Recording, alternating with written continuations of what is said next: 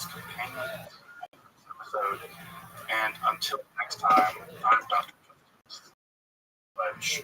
Thank you for watching. History.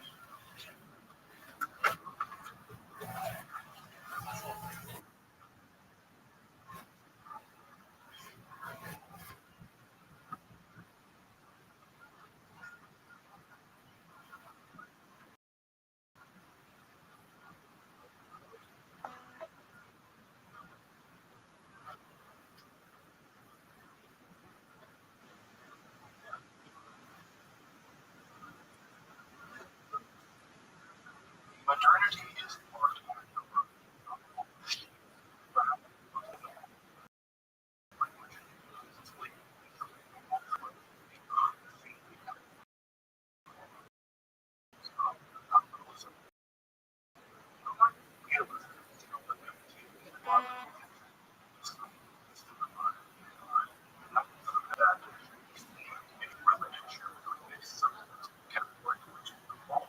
of such categories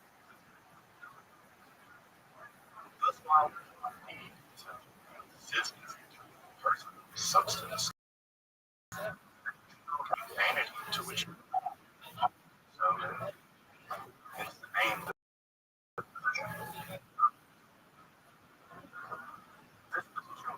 even more eventually that relate to the design was absolutely thus ontology. The 16th century twilight, one language held out as the so-called angelic speech revealed to Dr. John. Here, real tells us that of substance whereof it speaketh, every word signifieth the substance. Thus,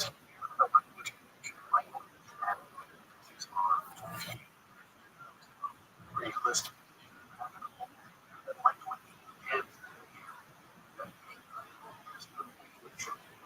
language it's very important as I explore the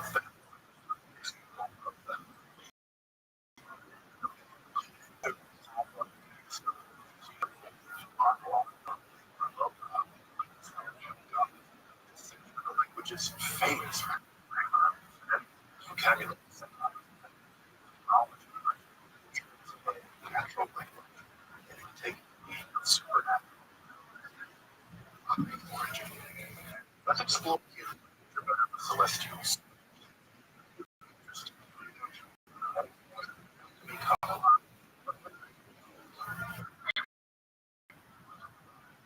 Check out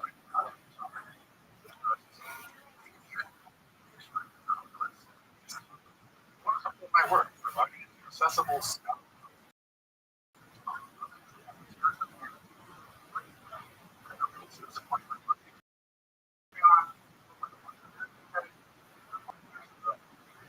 Super video. Now, language and of the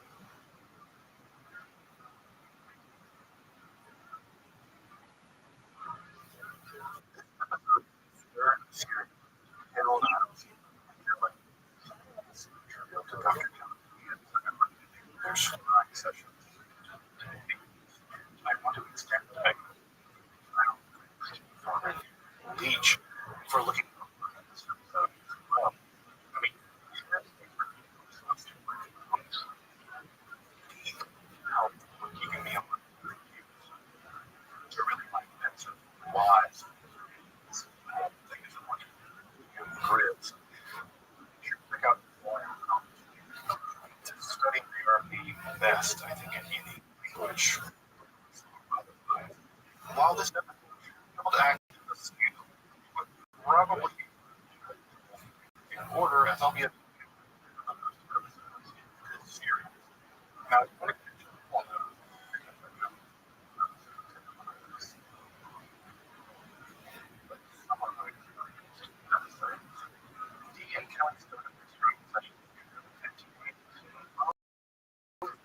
direction.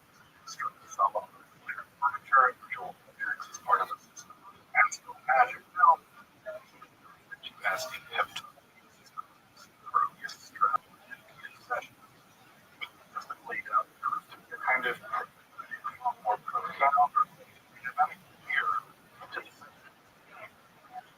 way we ask. Look,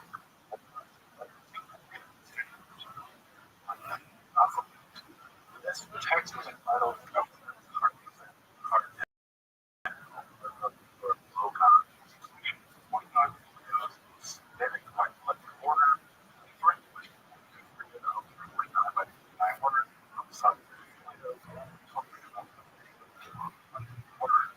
in the language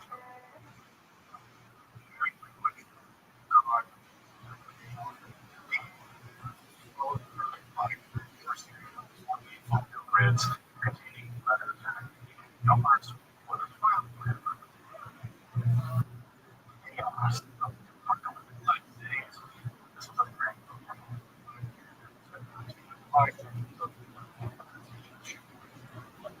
yeah.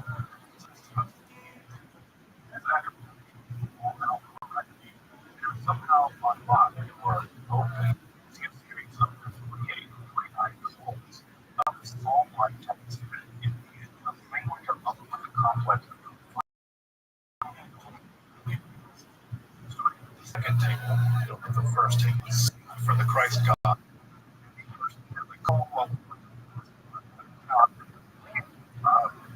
Now, to what end isn't exactly clear, but or even the apocalypse, or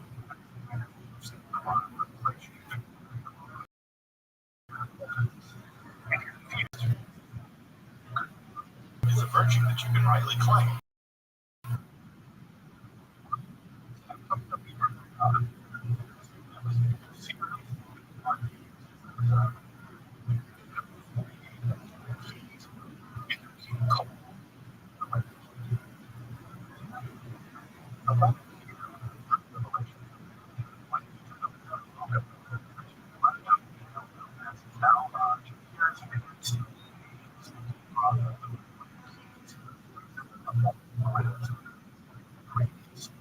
Now,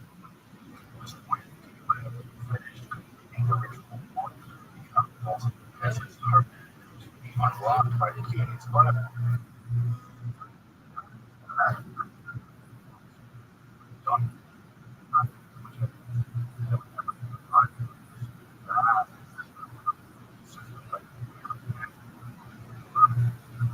Aspects of its nature still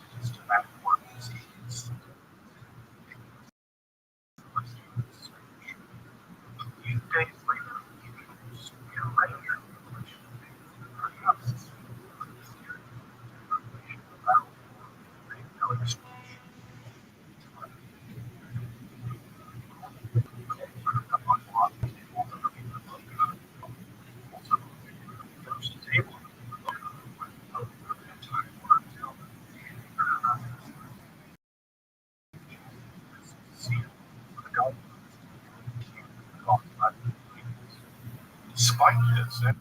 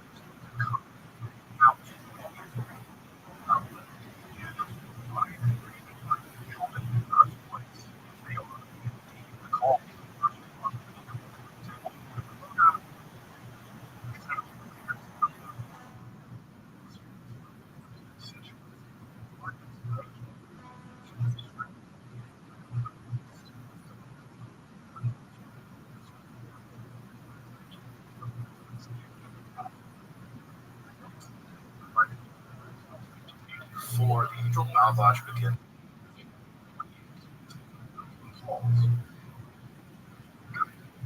the king himself.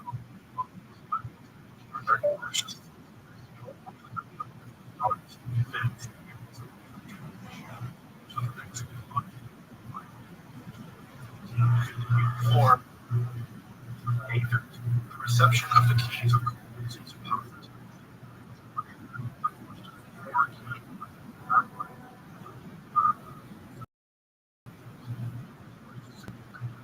Which key keeps the possession of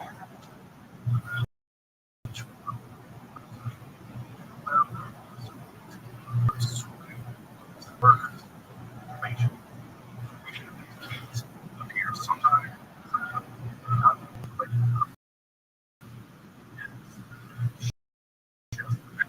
Section keys 14 and 15 missing from Revelation. And 131 Malachi.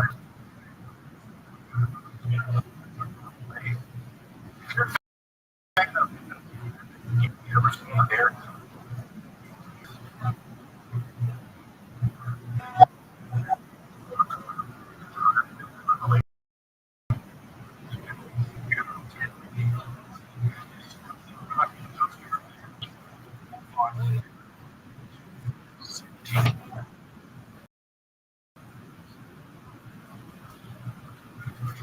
Backwards and reverse order.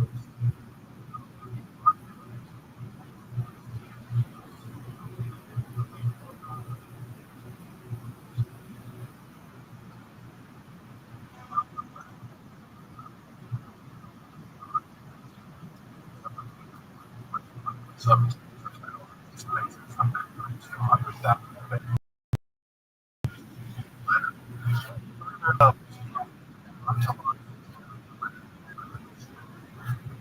the angels have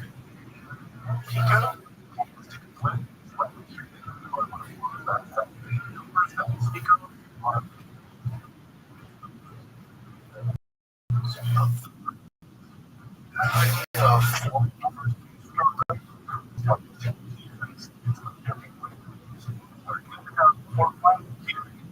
Now,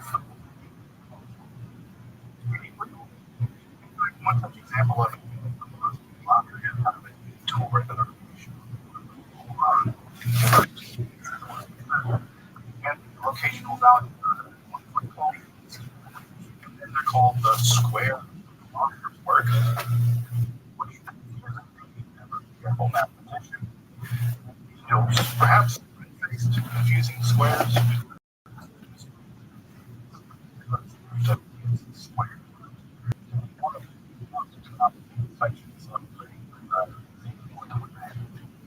Mess up their lap. They were liberal arts. Because it's funny, very treasure restoration. You're gonna get the and I see treasure. Apology. Highlight.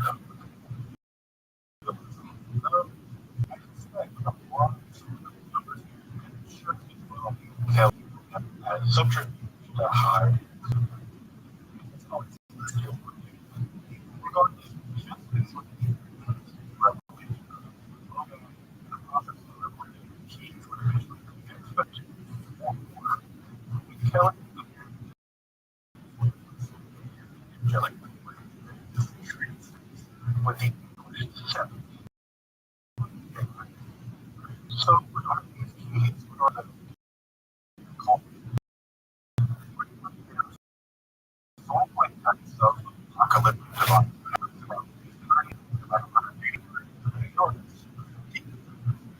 even 30. Think about me going to the final refrain. Yourselves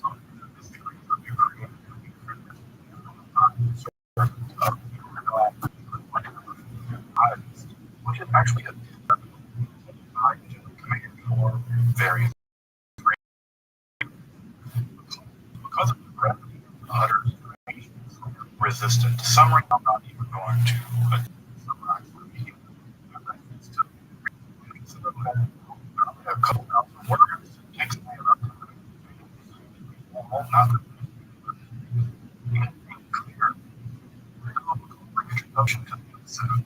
These keys are exercised radical linguistic realism such that each letter signifies the substance of speak keyword signifying the quality of that substance. And my hearing does notice just as a guys something from the reality form. These are simply the life of which we are being into becoming. They are what activates the brings layers in physics. The call is set to touch on all parts of the world with which you can do anything. Thus connect to the clear parts of the revelations in which the entire magical system can be used as a kind of link platform and intelligent communication espionage. Yes, national espionage law just become international espionage using language of creation and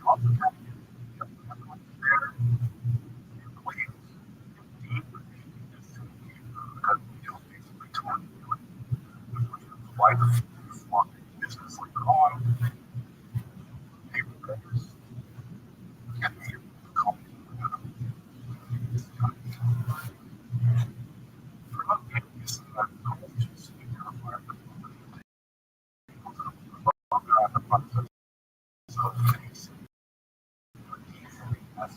had built down to the full day. There was some kind of Gnostic like revelation.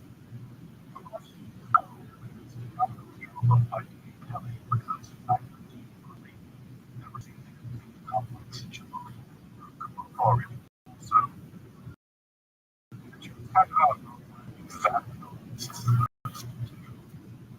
we do learn a bit of the individual call them off kind of a summit.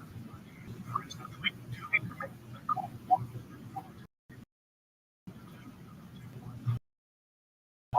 or perhaps the exception of that. Sava, ministers of government. This is perhaps a reference to the residue of planetary. This is Key 3, perhaps the corresponding tables seem to be related to the incarnation of beings into our physical mind.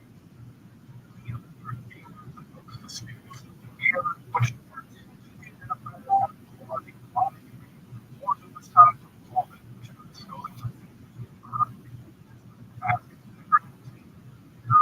now it's clear that they are not rejected, but taking the phone calls for non or the terrible for the change in the state of the specific either in the first line of the implication.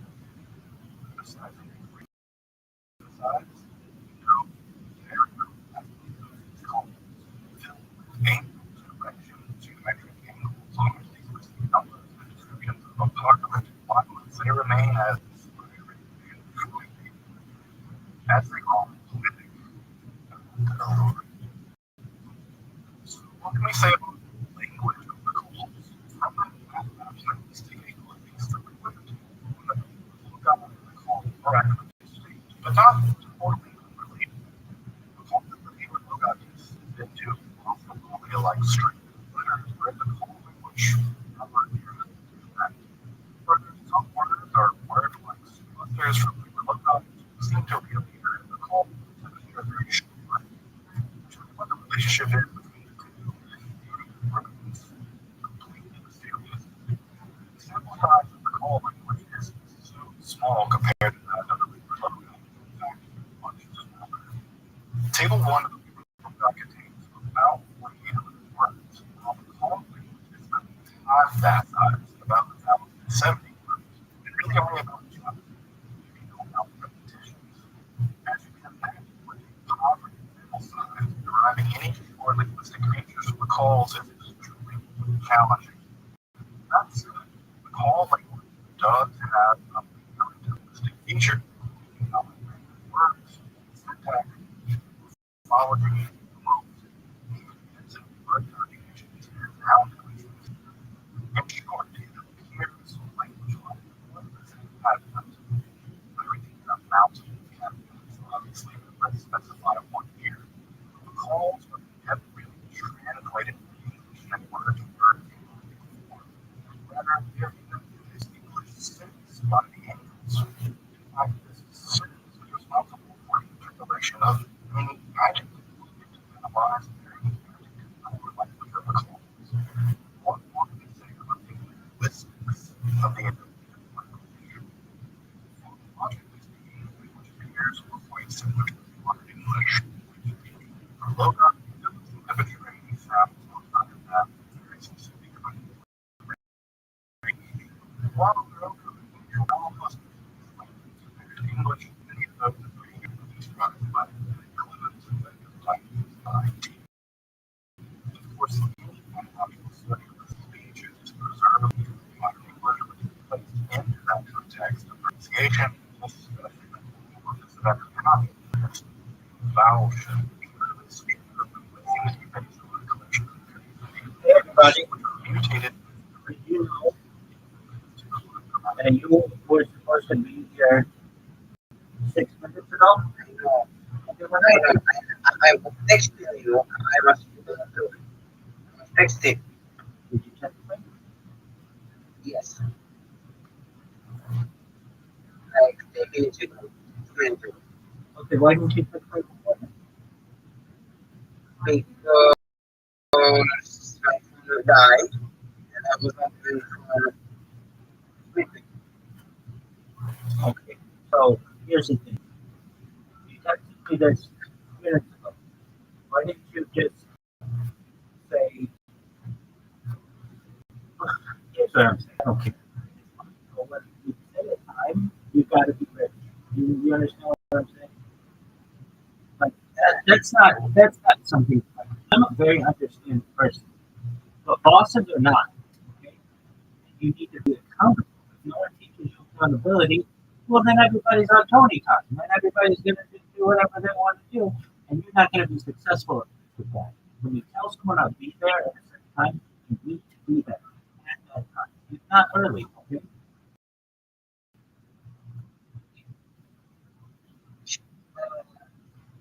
I must be on video camera in this because I don't feel on camera.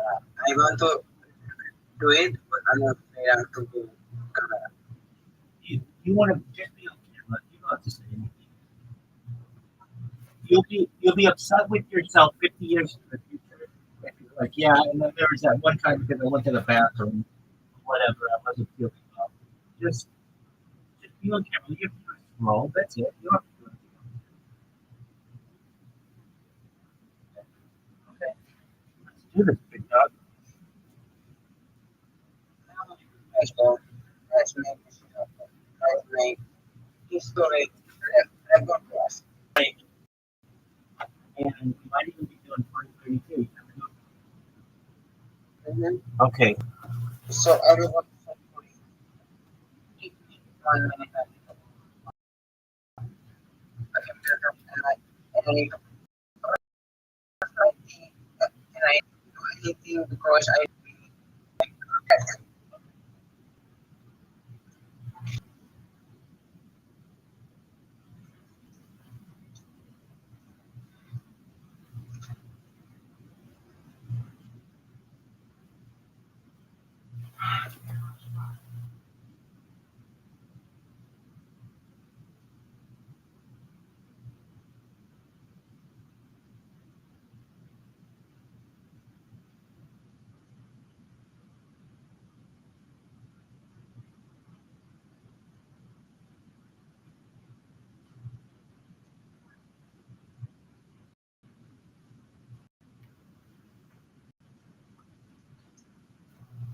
and I am a man, so I need things like house. I want to What do you say? I am the man and I am looking to doing things and don't get upset or be angry. I need to do these things. Right?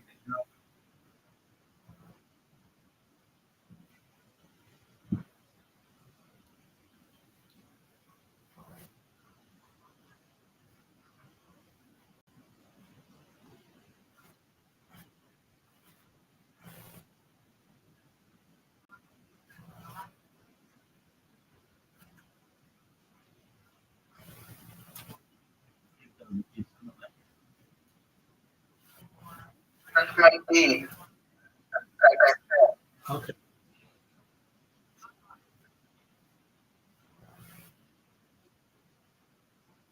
Hey everybody. I'm Tony. Hey Rabbi, Oh my, what's Tony time? maybe Tony time is when you do whatever you want. You make everybody wait on your time, and everybody has other things to do. But Tony doesn't care. Tony is showing absolute complete I am doing this for you. non-respect for anyone around him. Just it's Tony time, everybody. And I am hey, Rabbi, what time is Tony time? Well, let's say we were going to meet at 12 o'clock. Yeah, when normal people would want to meet at 12 o'clock, Tony time, you're going to meet at maybe 12:06, maybe Tony's got to go to the bathroom, maybe Tony's got to brush, maybe Tony's got to stretch. That's whatever time. Oh, okay. Why did why did we think it's on his time? Because he had accountability. People learn accountability someday, and then people recognize that, hey, this is what you got to do. You got to get all that stuff done. I'm just playing with you, but I'm teaching you a lesson as well. That you want to be accountable. You know what the word accountability means? I What's it it means I am on time mean? and every time. Yeah. And everybody now is thinks I am a horrible person No, because of you. nobody thinks you're a horrible person. They just recognize that Tony, Tony has to understand. Women want mature men. Yeah. Not having accountability is a sign of mature. So we're teaching Tony accountability. And so how should this been done? How did I have it done? Well, I was keeping an eye on the clock and I thought, all right, there's about 10 minutes until we're supposed to be. I got my computer ready, I got my pages open, I turned on my light, I put on my jacket, I went to the bathroom, I got my water, and then I looked and there was about 2 minutes left. And then I put my computer down, I got my headphones, and I was ready to go. Does that mean I'm like immediately exactly like, no, we have some understanding. But that's how it should be. I am doing things for you. This is So the you do way. not my okay. This, okay, this is for both.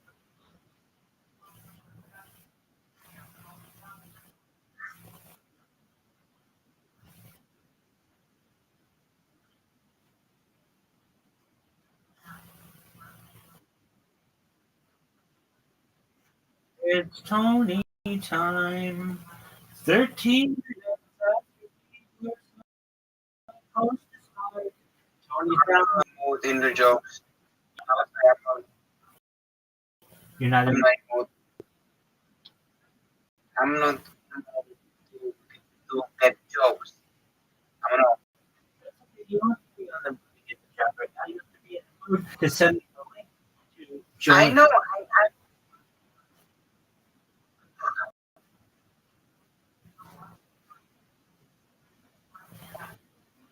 What?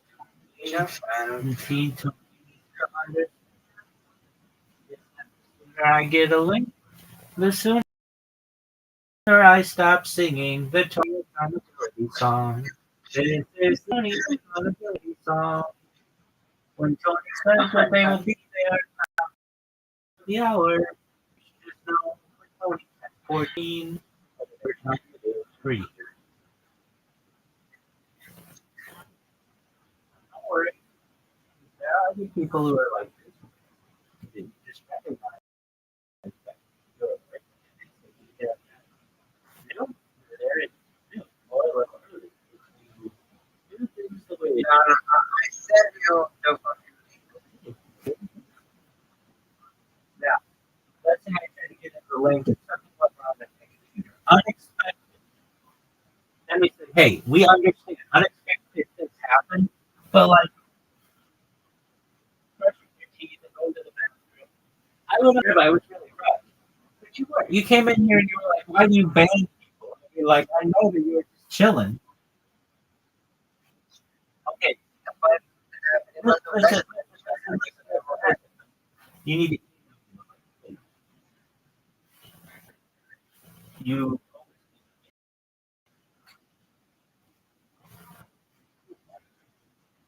but I'm not going to say that you try. I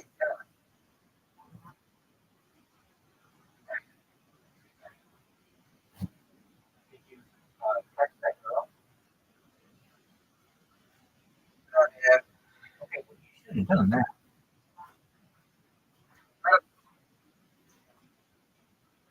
I will. I no. Can we go to I send it to Okay. You text that girl? uh, uh, You yeah.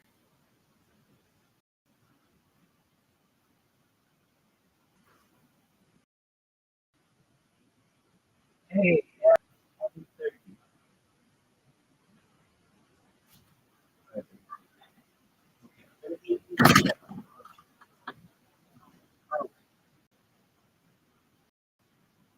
Uh, you join the call.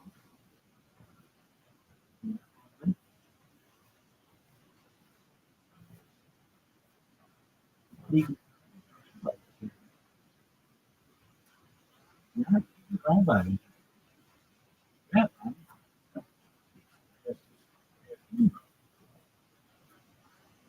but you can so much be because of that.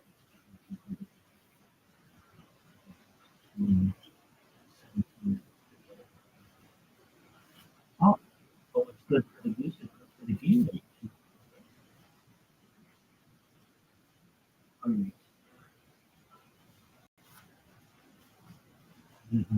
Join call the minute for the time out, folks. Here we go.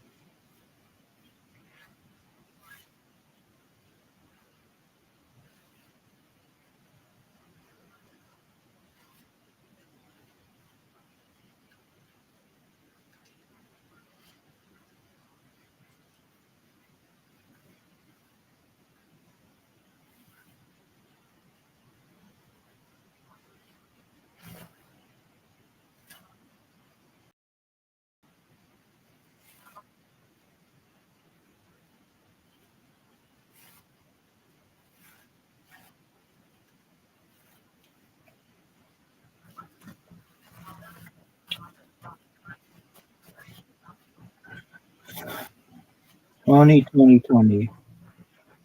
Can you hear me? Tony, can you hear me?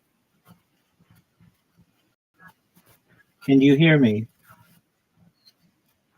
Okay, yesterday you asked me for something. Do you remember what you asked me? You asked me for a headshot. And did you use it? You asked me for a headshot, a picture of myself. And I sent it to you. Did you use it? What do you mean I get it? You already put up the thumbnail. That doesn't look like you.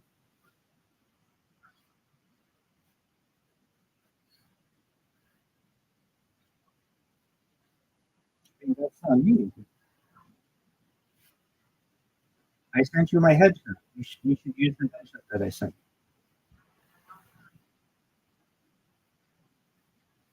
You know what a headshot is? A picture of your head.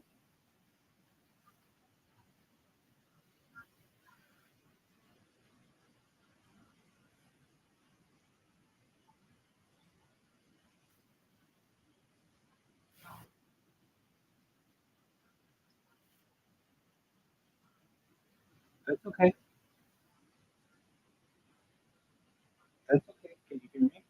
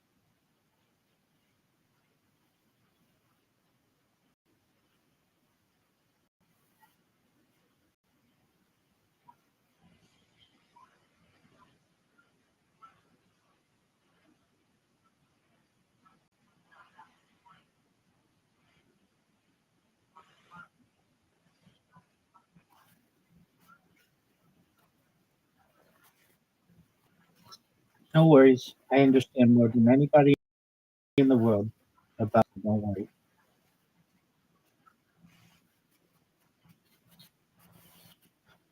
2031 and maybe 2032.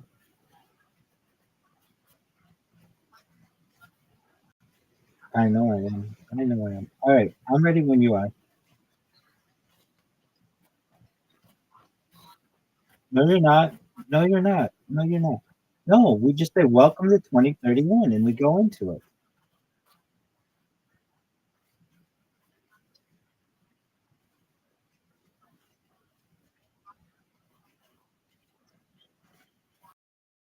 I'm ready when you are. Yes, sir.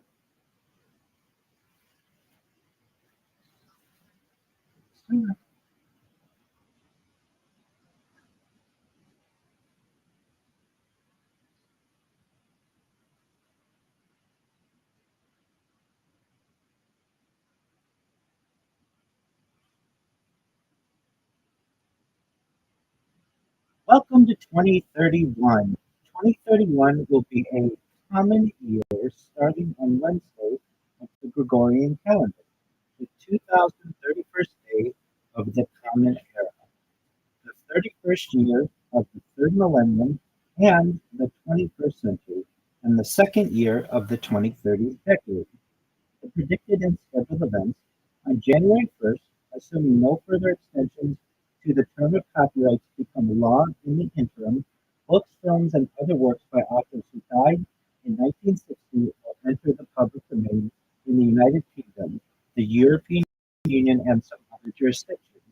Those published in 1935 will enter the domain in the United States. January, NASA plans to deorbit the International Space Station, directing any unbroken remnants into Point Nemo in the South Pacific Ocean. January as well, the 2031 World Men's Handball Championship will be held in Denmark. Iceland, and Norway. March 31st, the 2030 World Expo will be closed in Riyadh, Saudi Arabia. April 5th, Comet Bernardinelli Bernstein will make its closest approach to Earth at a distance of 10.1 astronomical units, 1.5 billion kilometers, or 940 million miles. On May 1st, there will be the 100th anniversary of the Empire State Building. In June, Veritas, a NASA to map the surface of Venus, will be launched, and the Jupiter Icy Moons Explorer will reach Jupiter. August 29th through September 14th, the 2031 FIBA Basketball World Cup will be held in France. From September to October, the 2031 Rugby World Cup will be held in the United States. From October to November, the 2031 Cricket World Cup will be held in India. October 29th, Transit of Venus from Uranus. December 12th, Virgin of Guadalupe celebrates its 500th year anniversary. December 17th, Transit of Earth from Uranus. December, Envision, the ESA orbital mission to Venus will be launched. Unknown dates that are planned for 2031. Two World Trade Center, also Greenwich Street, gets finished. The 22nd Pan American Games will be held. The 2031 Women's World Cup will be held in the United States, Mexico, and other continental members. The 2031 AFC Asian Cup will be held. In Kazakhstan, the switch of the writing script of the Kazakh language from the Cyrillic alphabet to the Latin alphabet is scheduled to be fully implemented by 2031. Formula One is targeting the return of V8 engines by approval from engine manufacturers by 2021 or as early as 2030, and general elections are scheduled to be held in Nigeria. From a publishing standpoint, in 2031, The Bride of Frankenstein will be made public domain or is planning to be made public domain in 2021. Into our time. From 2031 to 2045, cargo stream becomes operational. 2031 to 2035, Jupiter icy moons reading our timeline.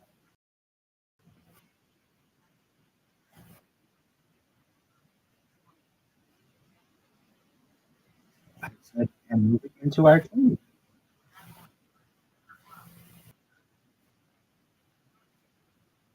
And moving into our timeline. 2031 timeline contents. 2031 to 2045, cargo through terrain becomes operational in Switzerland. 2031 to 2030, Jupiter Ice Moons Explorer, JUICE, explores the Jovian system. 2031 to 2032, China completes its Huawei and Tianwan weather constellation. 2031, generative AI is $1 trillion market. The International Space Station is deorbited. Europe's first lunar lander, Da Vinci Plus lands on Venus. Two World Trade Center completes the rebuilding of Ground Zero. Completion of the Stad Ship Tunnel. India has begun phasing out hydrofluorocarbons in seas. Much of Bangkok has been abandoned due to flooding. Perennial wheat and corn are becoming profitable. Stem cell pharmacies are commonplace. Married couples are a minority in the United Kingdom. Chocolate is becoming a rare luxury, and the final Avatar movie is planned for release. Perhaps the final one. 2031 to 2045. Cargo Suez train becomes operational in Switzerland. Cargo Suez train CST is an underground automated system of freight transport that becomes operational in Switzerland from 2031 onwards. It is designed to mitigate the increasing problem of road traffic, which has grown by 35% in the region since the mid-2010s. This tube network, including the self-driving carts and transfer stations, is built at a cost of $35 billion and is privately financed. The first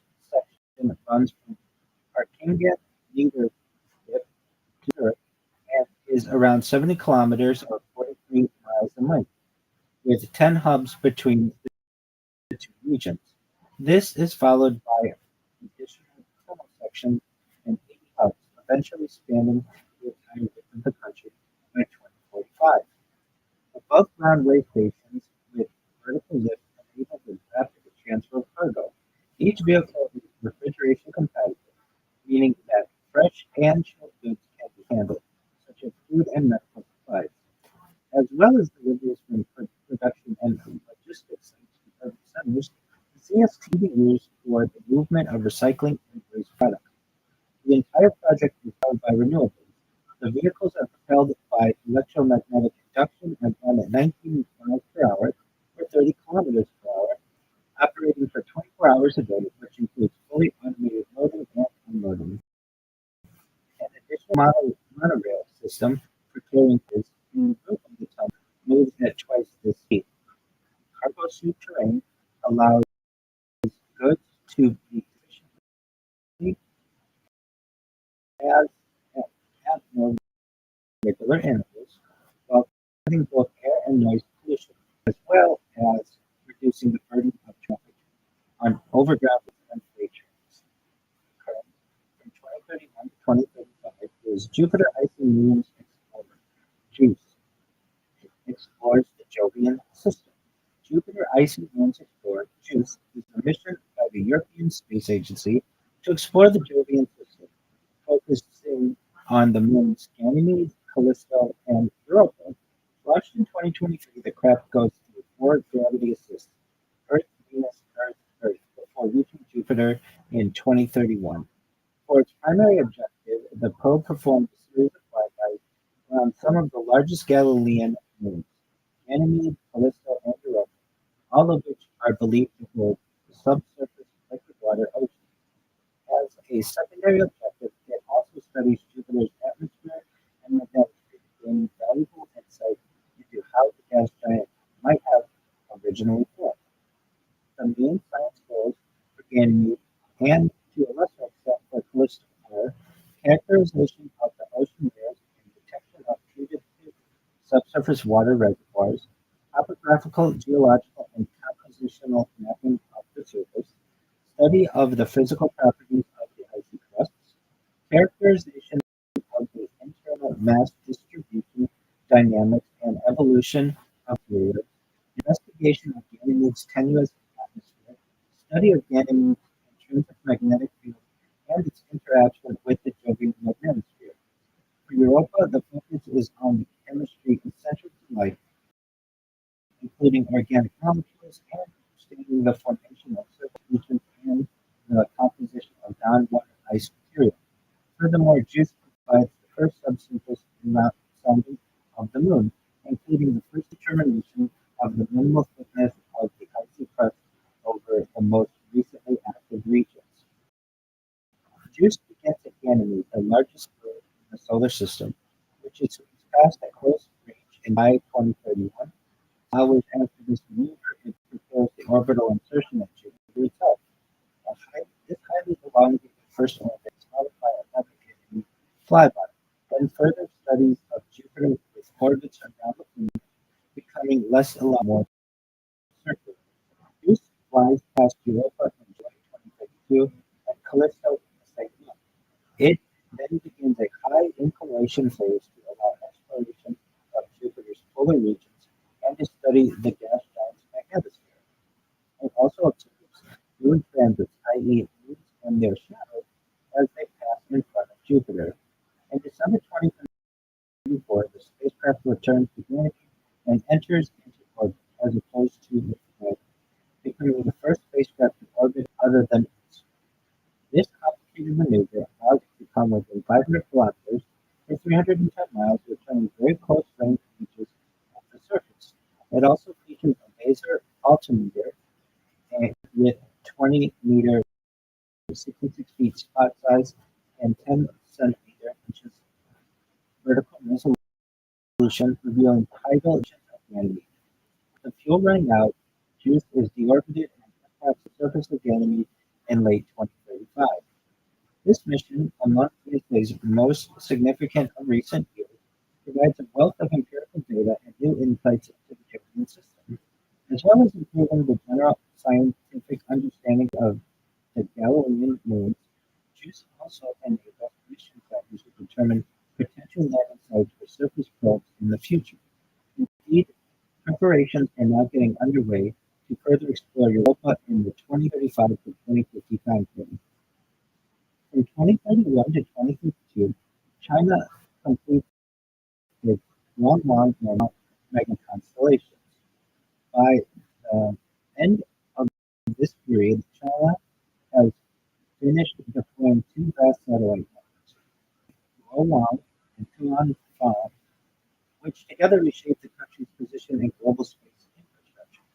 Guowan, operated by state-owned company SatNet, achieves its planned total of 12,992 satellites in low Earth orbit by 2031.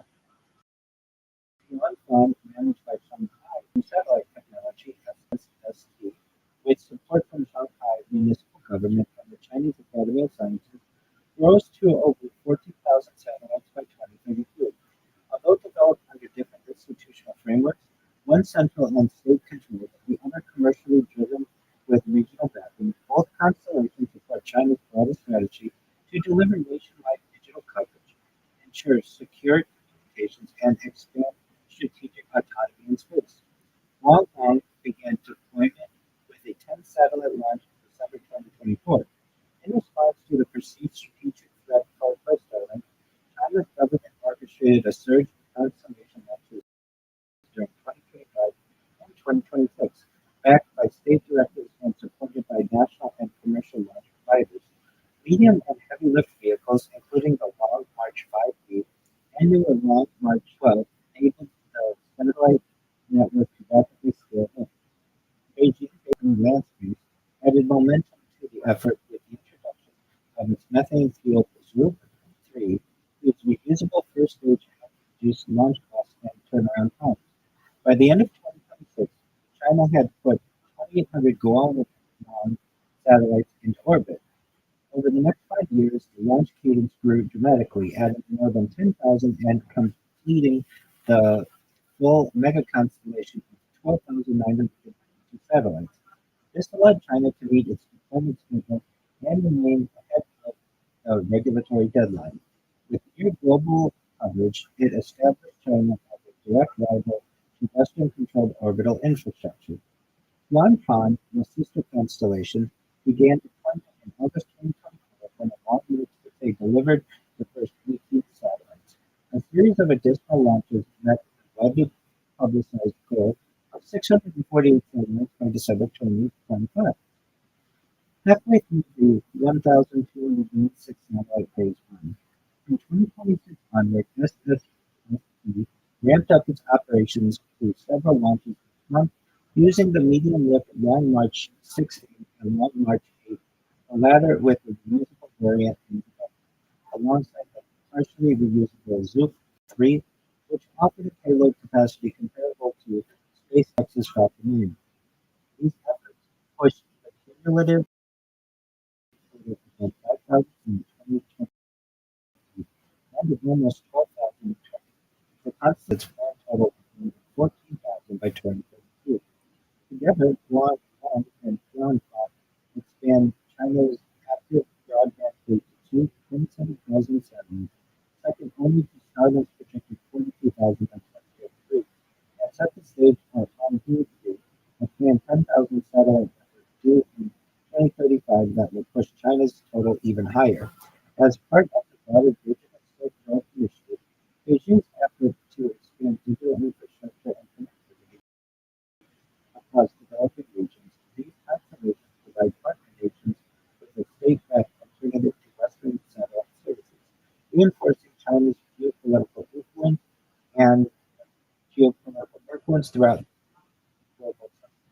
With low Earth orbit becoming increasingly congested, China has begun to integrate electric propulsion thrusters, onboard AI guidance for collision avoidance, and dedicated deorbit systems into the latest Guangwang and satellites. Ground controllers oversee traffic and advanced platforms designed to track tens of thousands of objects. with scalability to 100,000 satellites and beyond, and reflection of China's long-term ambitions in digital management. Geopolitically, the completion of Iran and Iran front closes a major gap with the United States. A decade earlier, analysts had described its dominance as a strategic vulnerability for China. That vulnerability no longer exists. With both constellations now fully operational, China controls a broadband system roughly two-thirds the size of Starlink, but matching its global ambitions. Dozens of countries now rely on Chinese satellites to provide preference or necessity, extending the influence of both digital and orbital domains. Despite mounting concerns about crowding and competition in space, China's achievement brings clear benefits. Tens of millions of people now enjoy renewable, affordable internet for the first time, with potential to reach hundreds of millions more as terminal prices fall. Disaster response teams can operate with greater speed and confidence. Businesses, research institutions, and schools tap into high bandwidth features that were previously unavailable. The completion of Geo Wang and Farm marks a defining milestone in China's rise as a space power, a technological breakthrough that elevates the nation's role in global communications. It also highlights the pressing imperative for international cooperation to ensure Earth's orbital environment remains stable and accessible for future generations. The next event that we anticipate in 2031 is generative AI is becoming a $1 trillion market. The early beginnings of generative AI, a subset of artificial intelligence, create new content and data models based on existing datasets, could be traced back to the broader evolution of neural networks and the subsequent rise of deep learning. While the foundational concept of neural networks first emerged in the 20th century, it took until 2010 forms of generative AI to become part of the story, largely propelled by exponential advances in computational power, algorithms, and the availability of dense datasets. Generative adversarial networks (GANs) marked a major milestone in the field when created in 2014. And again, two neural networks are given a training set of images and then they compete with each other to create brand new ones. This process is repeated, rapidly improving with each cycle, resulting in a final image that is often indistinguishable from an existing object, person, or scene. The public became aware of GAN via content on websites like "This person does not exist," which created realistic human faces. Even greater advancements emerged with large language models (LLMs), such as the GPT series. With 175 billion parameters, GPT-3 demonstrated remarkable ability to generate human-like text across diverse tasks with minimal fine-tuning. Its versatility made it suitable for tasks ranging from writing essays to coding in various web languages. Version 3.1 became publicly available in late 2022 as ChatGPT, followed by the more powerful GPT-4. Alongside LLMs, multimodal models showed that generative AI could be applied to several different areas at the same time, combining realistic and coherent music, voiceover, even the complexity of these models led to speculation about the arrival of the first artificial general intelligence (AGI). However, concerns also over the use of such technology to generate fake news and other content, not traditional human channels.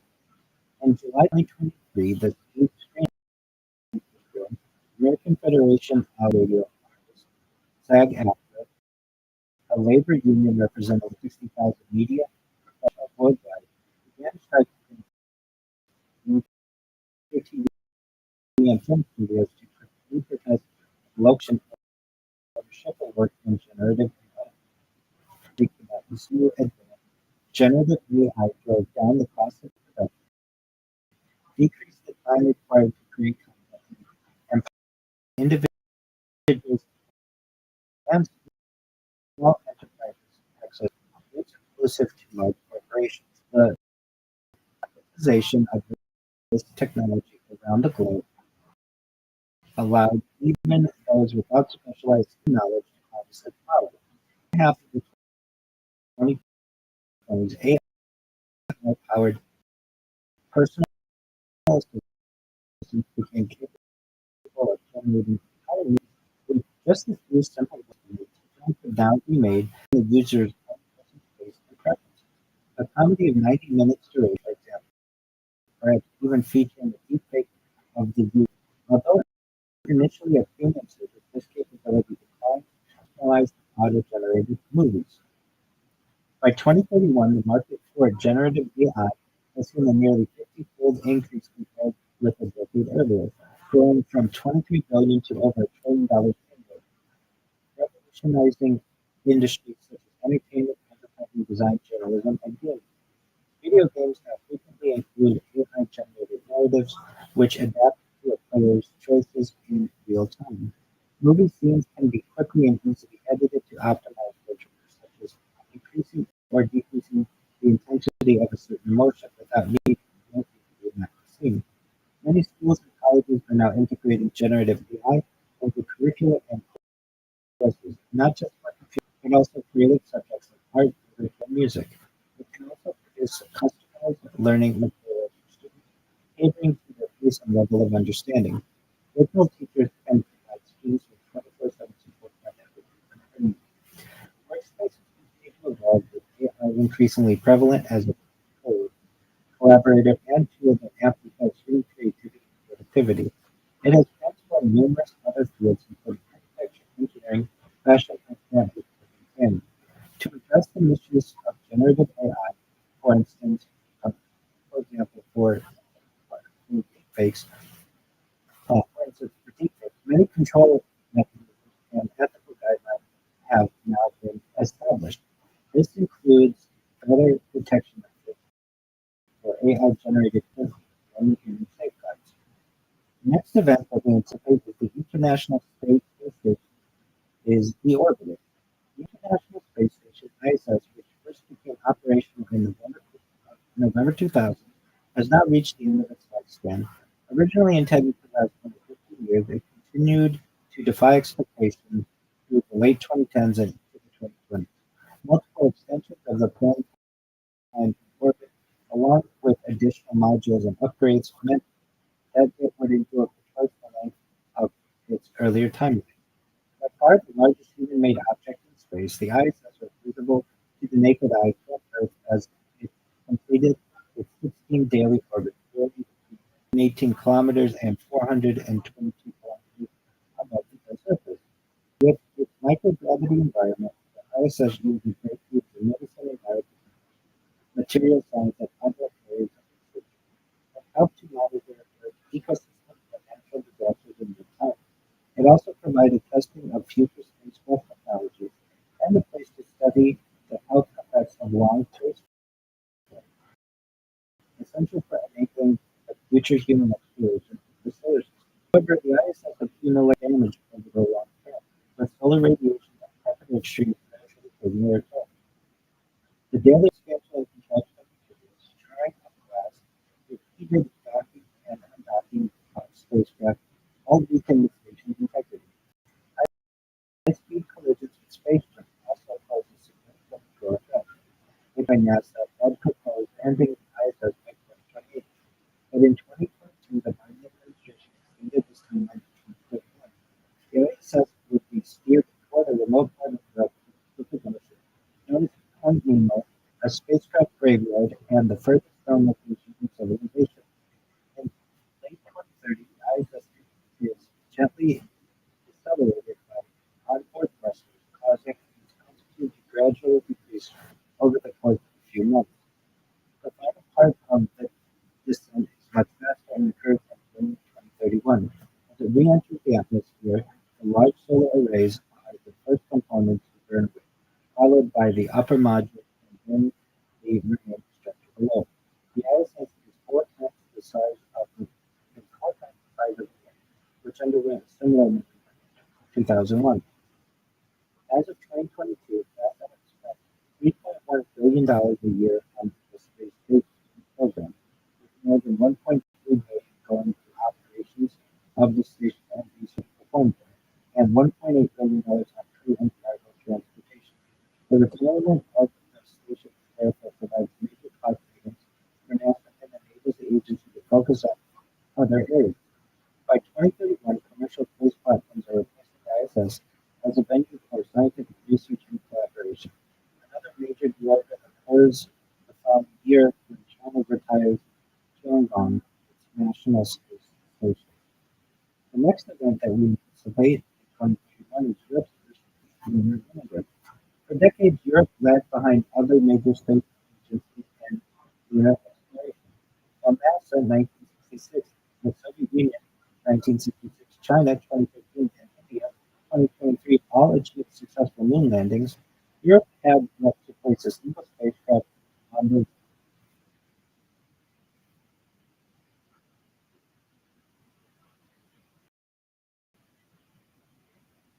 pardon me?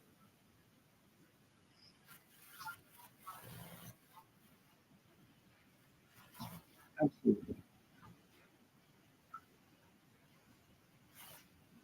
Europe's first lunar lander. For decades, Europe lagged behind other major space agencies in lunar exploration.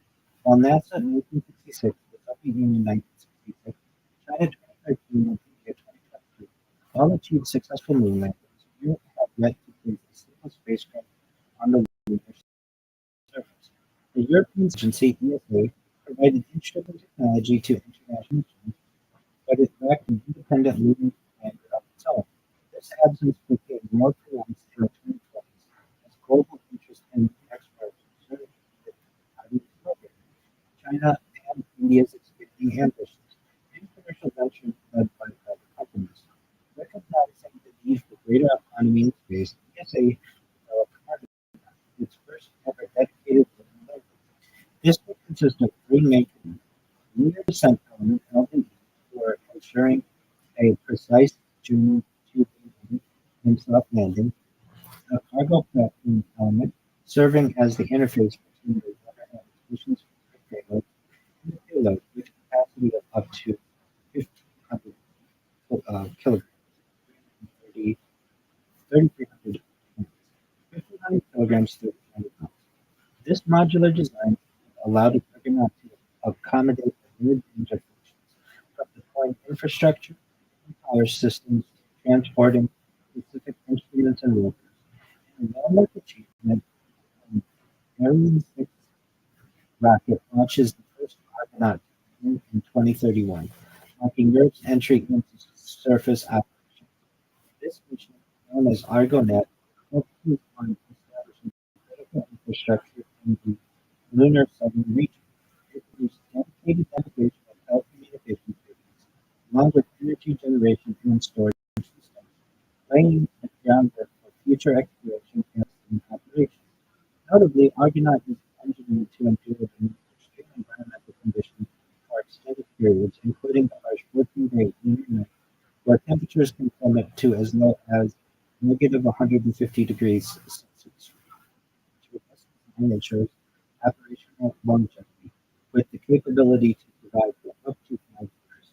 Its design is also versatile enough to enable landings in any region, pinpointing locations to within 15 kilometers, potentially allowing samples to be analyzed previously unexplored and hard to reach areas of the Earth. Additional missions with Argonaut landers occur approximately every 2 years throughout the 2030s. These aim to expand Europe's role in lunar exploration, such as delivering more complex payloads, supporting international partnerships, for instance with NASA's Artemis program, and helping to establish a long-term human presence on the moon. The next event that we anticipate is Da Vinci Plus landing on the moon. Da Vinci Plus is a robotic spacecraft sent to invest the atmosphere of Venus as part of NASA's Discovery program.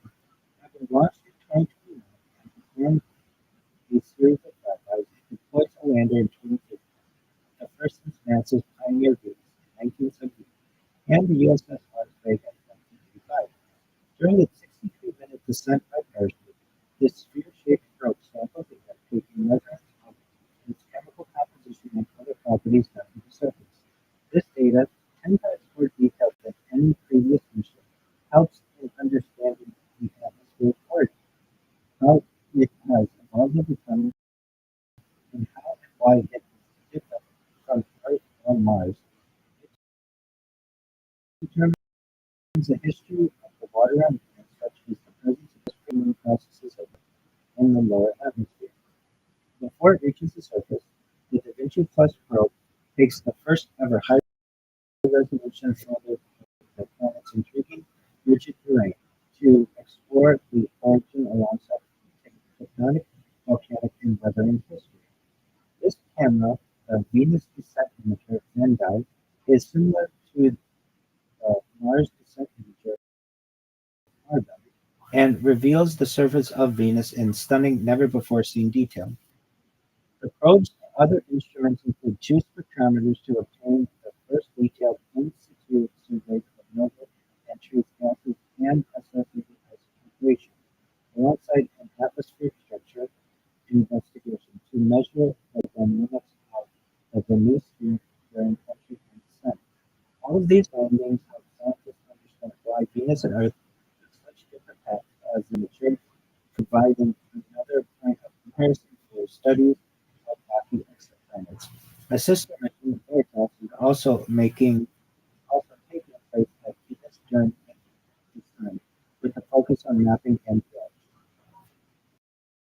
The next event that we anticipate is two World Trade Centers being completed at ground zero.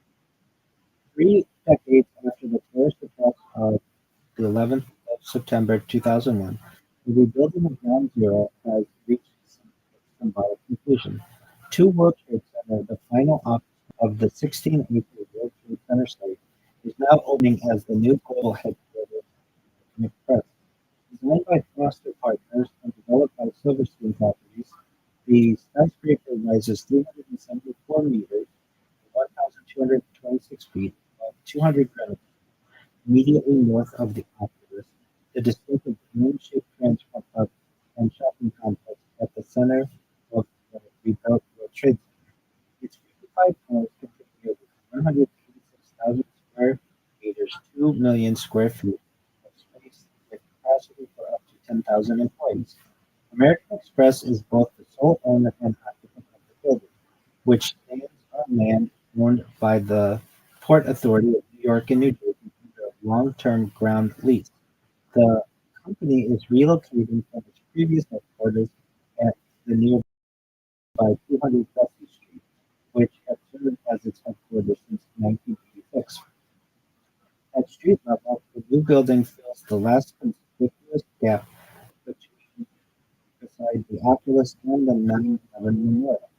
It becomes the second tallest tower in lower Manhattan, and is surrounded by the 531-meter or 1,776-foot unbroken Trade Center. From more distant viewpoints, it adds a major peak to lower Manhattan, joining 1, 2, joining 4 and 7 World Trade Center in a descending cluster across the rebuilt complex. Its broad, stepped profile gives it a commanding presence, particularly when viewed from the Hudson River and New Jersey, where the previously typically eastern side of the complex now appeared fully developed. The tower consists of several slender interlocking glass diamonds that span high. These setbacks create three terraces and six corner gardens, providing more than an acre of outdoor space with panoramic views across Manhattan and the surrounding waters. Usually integrated throughout the vertical loop, alongside full offices, movies, and advanced smart building technology. Fully electric and designed around energy efficiency, the tower reflects the growing emphasis on employee well-being and environmental performance in corporate architecture. The project includes a long, complicated effort to complete the final office tower at Ground Zero. Earlier designs had failed to progress amid financing problems and changing office while the COVID-19 pandemic added further uncertainty. American Express ultimately revived the project by committing to own and occupy the entire building. A ceremony of groundbreaking in July 2026 only marked the start of the main construction phase. And qualification of the separate five World Trade Center site lies on the southern edge of the campus, south of Liberty Park and the Memorial Park. It sits outside the principal group of office towers surrounding the memorial. Two World Trade Center Airport completes this central office cluster and illustrates climate thinker skyline gap.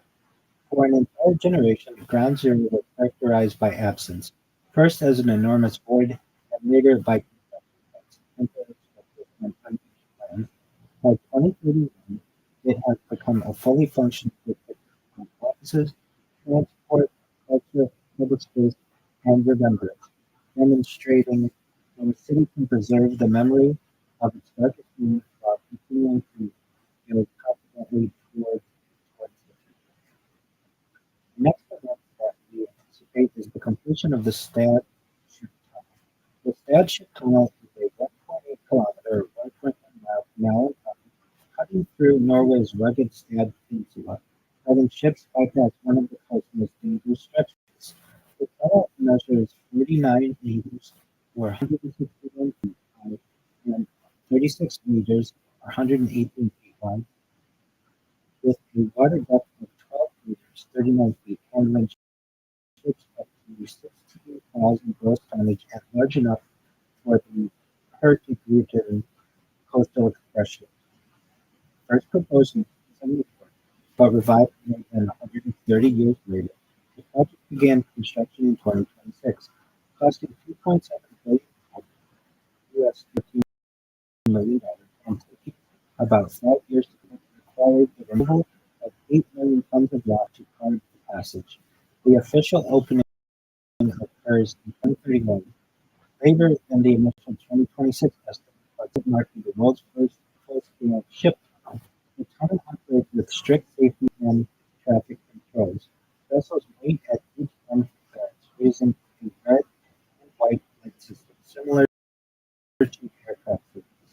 Only vessels can pass through, maintaining safe distances of about 400 meters. Large vessels have a clearance of 2.5 meters on each side, tested in model tanks to ensure stability.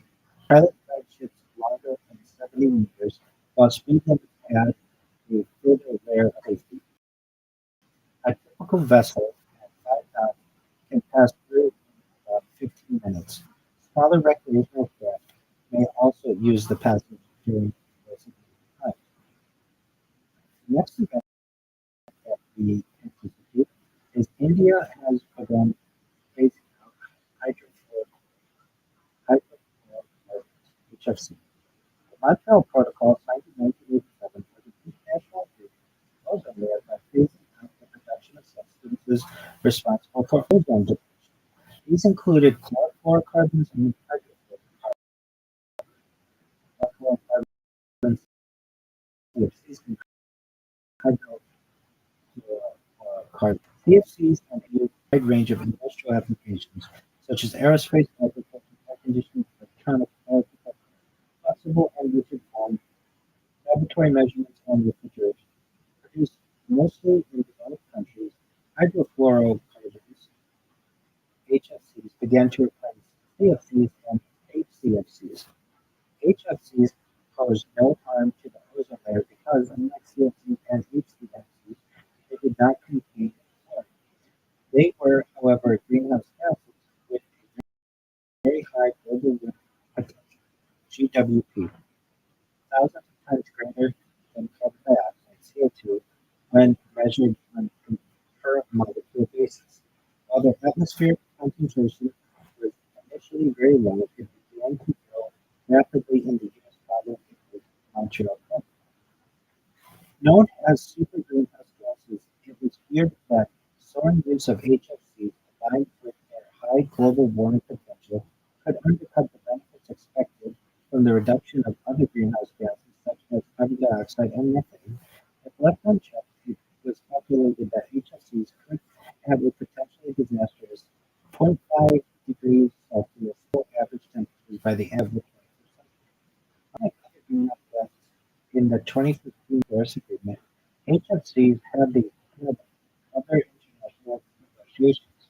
In September 2016, the New York Declaration reached a global reduction in the use of HFCs. In October 2016, negotiators from 170 nations meeting at the San the UN Environment Program in Kigali, Rwanda, reached a legally binding accord to phase out hydrochloroHFCs in an amendment to the original Montreal Protocol. While hailed as a major achievement in international efforts, there were significant differences in the time that the final agreement would see the richest countries in 2019 over developed nations in final in 2024. However, a small group of countries argued for a secure labor start, insisting their economies needed to grow. Among this group was India, the world's third largest emitter of greenhouse gases, and a region with surging demand for air conditioning due to both rising incomes and increasing extreme weather. The chemicals needed to replace HFCs were more flammable and toxic, requiring better trained and better people to design, install, and maintain equipment such as air conditioners safely and correctly. In addition, new technologies were required to chemically install HFC in some applications. India's Council on Energy, Environment and Water estimated that the total cost of phasing out HFCs in homes with persons in vehicles could reach up to $38 billion. India, along with Pakistan and a number of Gulf states, agreed to freeze their use of HFCs by 2028. This plateau would be followed by steep reductions from 2031 onwards, leading to the vast majority of HFCs being eliminated in the 2040s. The next event, much of Bangkok being abandoned for deployment. Bangkok, with a population of over 12 million, has been sinking underwater for decades. By the early 2030s, it's facing a disaster of epic scale, with much of the city being abandoned. This has occurred for various different reasons. First and foremost, the city is built on clay. When originally settled, the region was just swampy coastline, but today it is covered with skyscraper towers and urban development. The enormous weight of all this concrete and steel has been pushing down on the soft clay beneath, causing swells to descend by 5.3 centimeters per year. Every part of the megalopole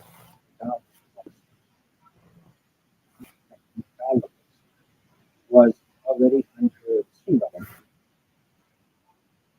a trend that would only become worse. If the illegal tapping of groundwater has been another factor. Many of the city's residents have been continuously pumping out groundwater for their owners into self as a commodity, removing a natural layer and resulting in unpredictable stabilization of the soil. Rising sea levels due to global warming has been a factor, removing the coastline at a rate of 4 centimeters a year, while the increasing severity of monsoon rains has led to longer than devastating floods. The explosive growth of Bangkok in this recent decade, making it one of the fastest growing places in Southeast Asia, has built a serious blow for city infrastructure. Areas of land that had in the early 20th century been used to absorb floodwaters have fast networks and business districts to ship. Canals were filled in to make way for rapid urbanization of the Channel-Praya River delta. The weight of the city grew and grew to the point where the soft soil it was built upon could simply no longer support it. By early 2030, large portions of the megalopole are well below sea level.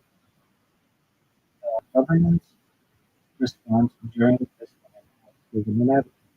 The lack of clear policy doing little to help the open situation, while seawalls have been almost useless due to increasing erosion of the shore. The lowering of the city combined with rising sea levels over 20 centimeters higher than 2000 has resulted in whole districts of Bangkok being permanently abandoned. Over a million buildings, the majority residential, are underground, forcing their occupants to move further.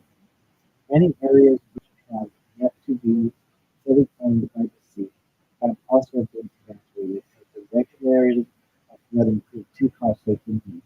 Shanty towns and refugee camps are formed outside city, while the government struggled to exist as the capital city. Thailand as a whole is going through a period of almost unimaginable distress at this time, the result of such huge population displacement. The political, economic, and social upheaval in the region is having a significant impact on global GDP. Efforts are underway to save Bangkok's numerous historical monuments and artifacts, with some halls being reconstructed in their entirety. Due to the scale of this disaster, however, much is lost. In coming years, the situation for Bangkok will only worsen as more and more of the city is permanently flooded. By the end of this century, the entire city will be abandoned. That we anticipate perennial wheat and corn are becoming popular. In traditional agriculture, all major grain crops have been annuals or short-lived perennials grown as annuals, surviving for just one growing season. They die off once harvested, and then a brand new crop must be planted to take their place. This requires vast amounts of fuel, fertilizer, herbicide, and pesticides, causing soil erosion, acidification, and disrupting both the nitrogen and carbon cycles. Between 1600 and 2000 of common era, the United States lost around one-third of its topsoil. Worldwide soil erosion putting the livelihoods of nearly a billion people at risk by by the early 21st century. More than a quarter of Earth's land surface has been converted for agricultural use, with more land converted since 1950 than in the previous 150 years. This situation was being exacerbated by rapid population growth, demand for new products in emerging economies, increasing production of biofuels, chemicals, and global warming. Genetic engineering had emerged as an important tool in crop management. Among the most notable advances occurred in 2017, when Bio-Cassava Plus received regulatory approval, giving a huge boost to farming in Africa. By the early 2030s, this industry, not only this has been followed by an even greater breakthrough, perennial wheat and corn, becoming profitable after many years of drought. Perennial grain crops provide a revolution in agriculture.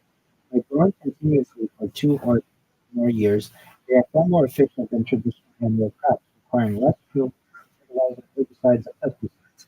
They can store more carbon, maintain better soil quality and water content, and manage nutrients better thanks to their deeper root systems.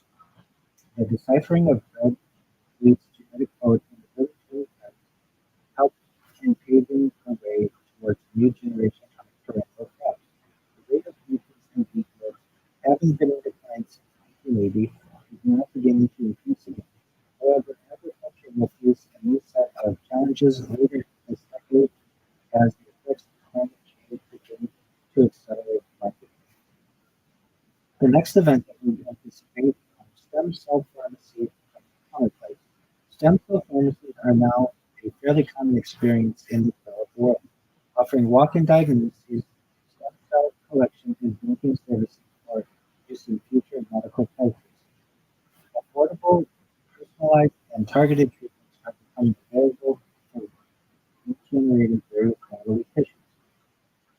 The next event that we anticipate in 2031 are married couples becoming a minority in the UK. By now, marriage in the UK has been reduced to a lifestyle choice enjoyed by a minority rather than an essential institution of society. The married population has shrunk from almost 50% of adults in 2009 to just 41%. This shift began in the 1980s.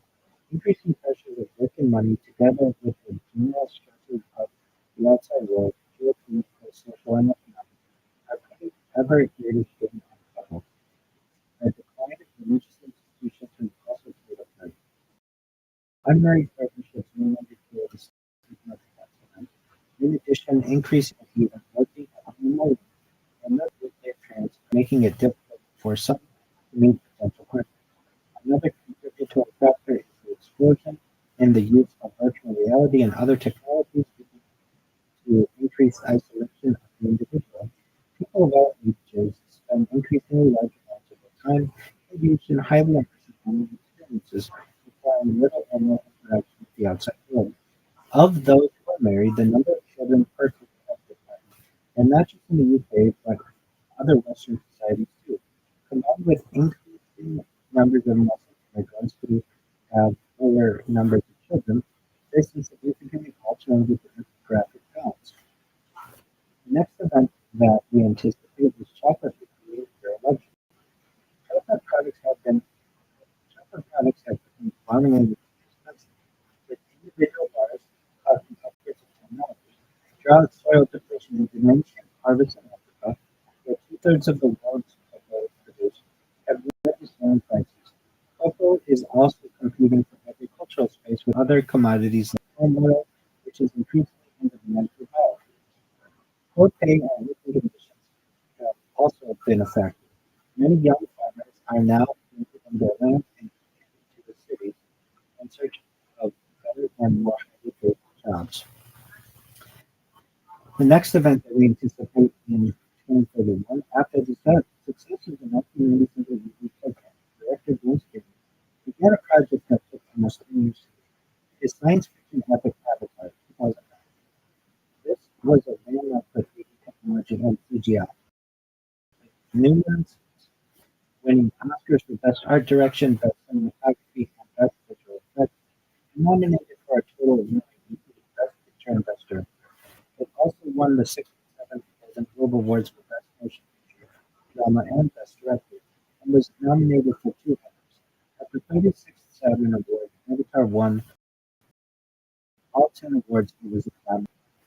Numerous other awards, nominations, and honors were received, with a worldwide box office gross of more than $2.7 billion. Avatar became the highest-grossing film of all time, surpassing Cameron's previous blockbuster, Titanic, at $2.2 billion. Two sequels to Avatar were initially confirmed after the success of the first film. Then this number was subsequently expanded to four, with with, with Cameron said to be directing, producing, and co-writing all of them. Many of the stars from the original film would reprise their roles, including Em Worthington, Zoe Saldana, Bonnie Ribisi, C.C.H. Pounder, and Joel David Smith. Despite their characters in the original film, Stephen Lang and Matt Gerald would also make an appearance. Sigourney Weaver was confirmed to, although playing a different character. New cast members included Kate Winslet, Clive Curtis, portraying Nahabi, Reef People, along with Una Chaplin as Valen, described as a strong and vibrant central character who spans the entire content of the sequels.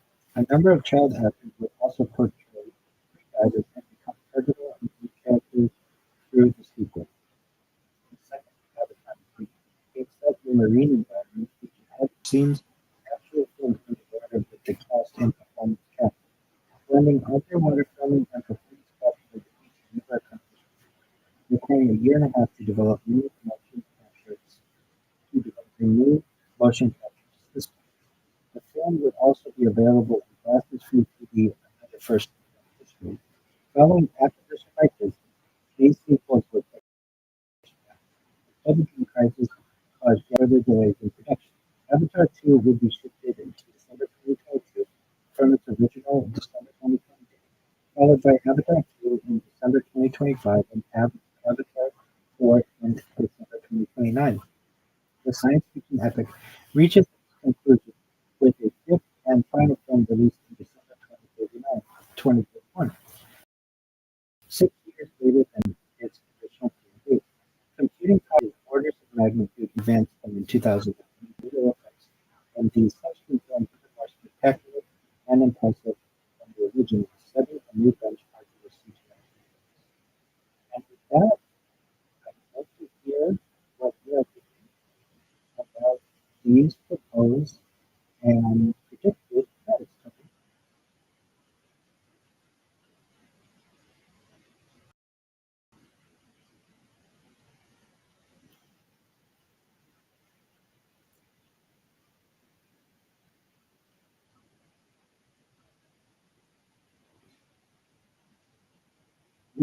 I do as well.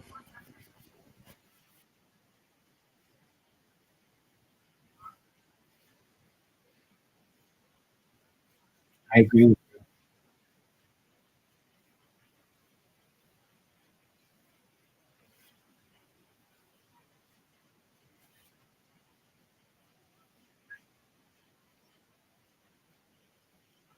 There you go. And for anyone watching and wondering, are Tony and Rabbi AI? No, we are not. We are the real deal.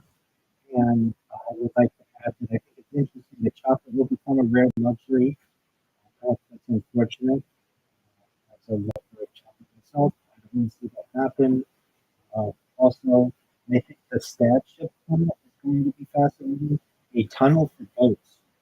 It's just something that's never uh, completed before. Poor Bangkok being abandoned due to flooding. Hopefully, they're able to find some ways to help the people there. Stem cell pharmacy is becoming commonplace, quite interesting.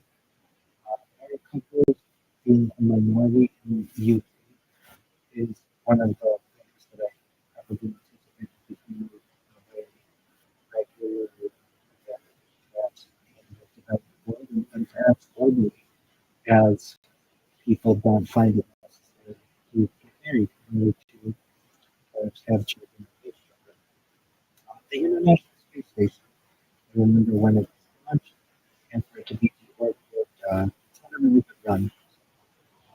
With that, Tony, is there anything else that you'd like to add?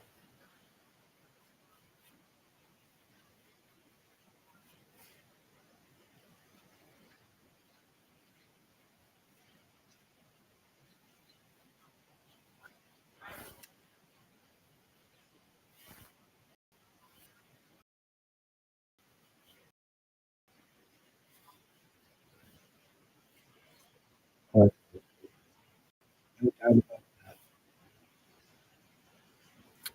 Absolutely. Well, with that, we look forward to seeing you in the next year. Thank you.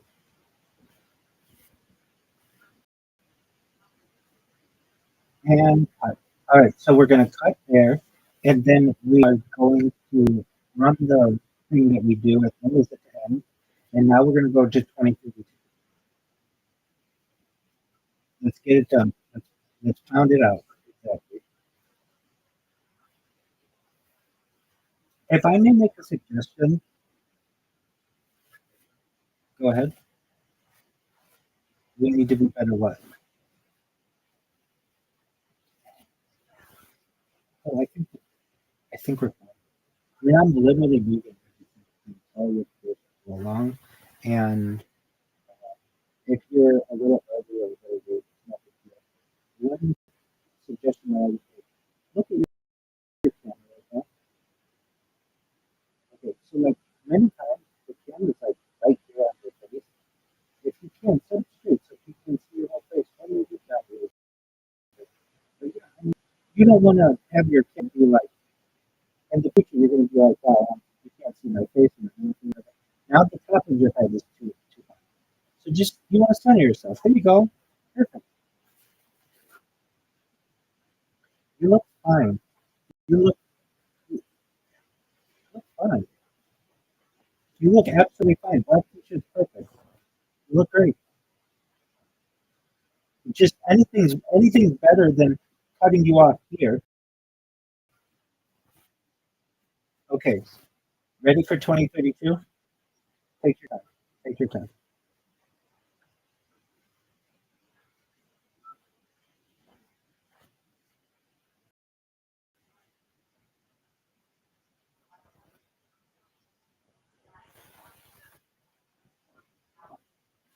No, it's worse. Yeah, you look much better. Okay. Are you ready? Okay. Ready? Welcome to 2032. 2032 will be a leap year starting on Thursday of the Gregorian calendar, 2,300. Uh, cut, cut, cut, cut. And we also need to get that on the screen. We're going to restart in three, two, one. Welcome to 2032. 2032 will be a leap year starting on Thursday of the Gregorian calendar, the 32nd year of the Common Era, the 32nd year of the third millennium, and the 21st century, and the third year of the 2030s decade. The period and scheduled events, January 1st, assuming no further extensions to the current copyrights become law in the interim, books, films, and other works by authors who died in 1961 will enter the public domain in the United Kingdom and uh, the European Union and some other jurisdictions. Those published in 1936 will enter the public domain in the United States, including The Phantom, The Green Hornet, and Kate. In January of 2032, specifically January 15th to February 1st, the 2032 European Men's Handball Championship is expected to be held in France and Germany. On February 22nd, the three-day of the late George Washington. March 19th, the anniversary of the Sydney Harbour Bridge. In April 2000, the 2032 French presidential election is scheduled to be held no less than 35 days after the five-year term starting in 2027 expires. For June, July, Turkey and Italy are expected to co-host the UEFA Euro 2032. July 23rd to August 8th, the 2032 Summer Olympics is scheduled to be held in Brisbane, Queensland, Australia.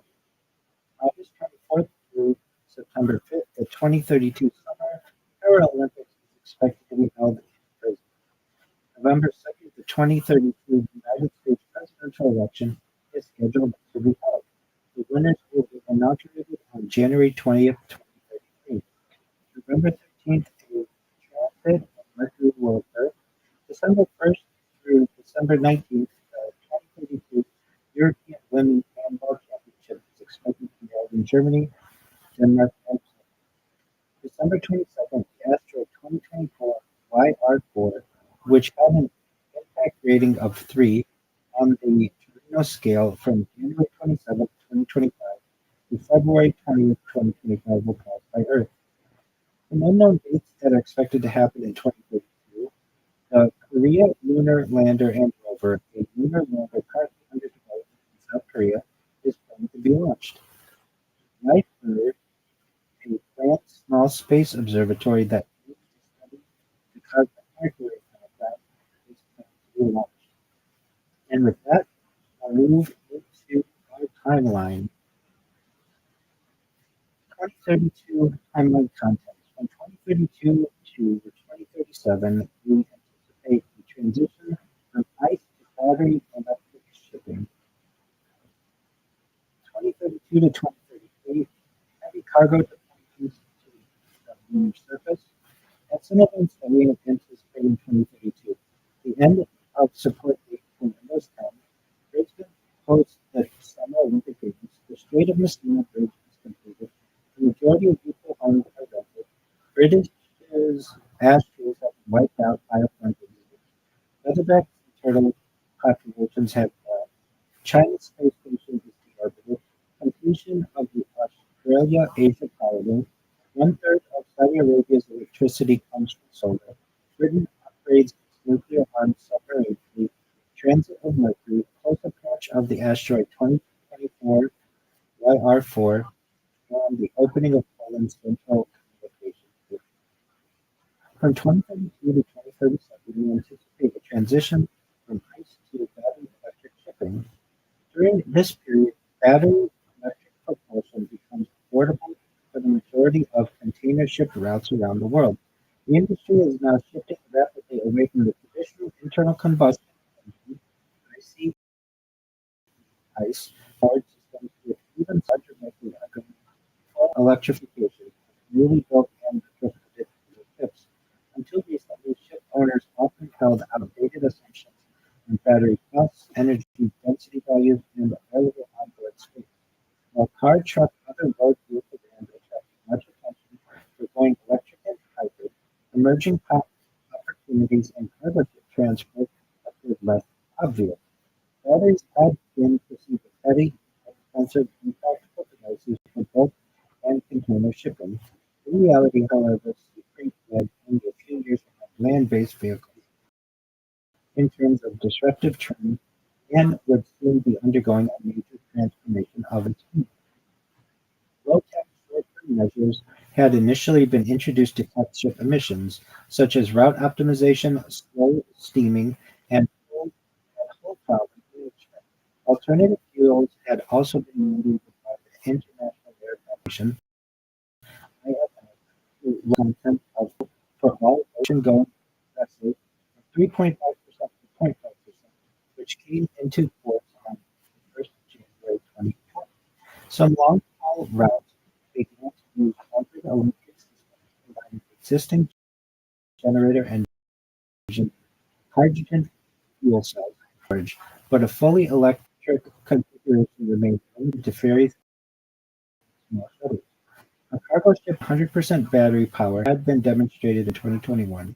Yara Bergman, jointly developed by Norwegian Air Capital, Yara International, and Maritime Technology Company Kongsberg Group sailed 35,000 miles, 65 kilometers, around the coast of Norway using 7 megawatt batteries. Although relatively modest in scale, with a cargo capacity of 120 20-foot equivalent unit and length of only 79 meters or 260 feet, Yara Berkeley proved the feasibility of zero-emission cargo shipping and included full autonomous capability. That same year, a coalition of major companies, including Amazon and IKEA, announced a new initiative, Cargo Owners for Zero-Emission Vehicles, COZE, with the goal of moving to zero-carbon shipping by 2040. In 2022, shipping group Maersk announced plans to install hundreds of offshore charging stations around the world, allowing vessels to power themselves with electricity instead of fossil fuels while idling outside ports.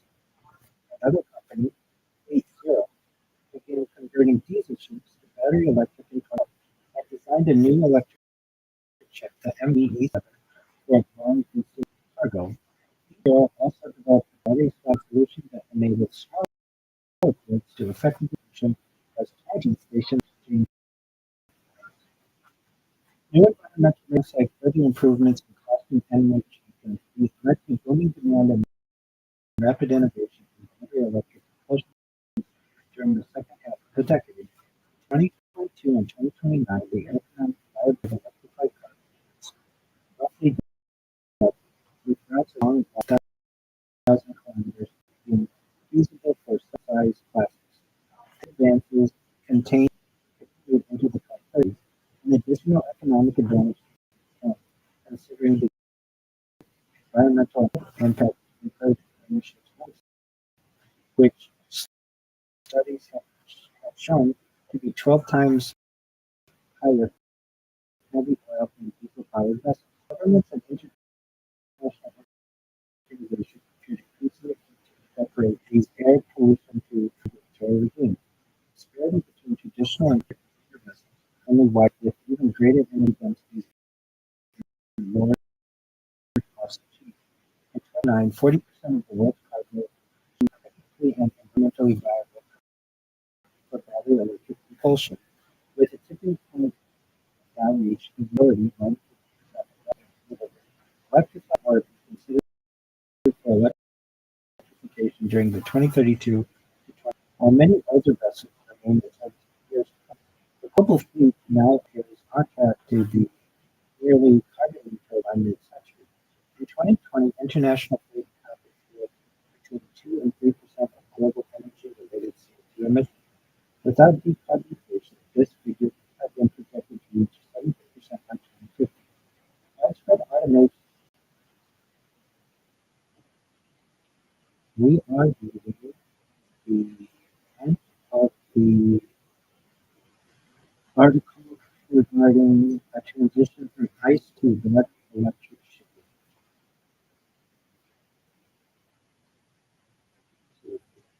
Widespread automation in accompanying increased sustainability of shipping, both in terms of navigation and unloading process, as well as recharging and batteries at ports.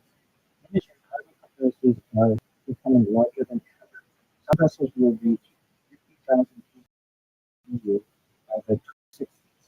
Larger battery electric ships can function as emergency backup power plants, increasingly common extreme events leading to power supply disruptions.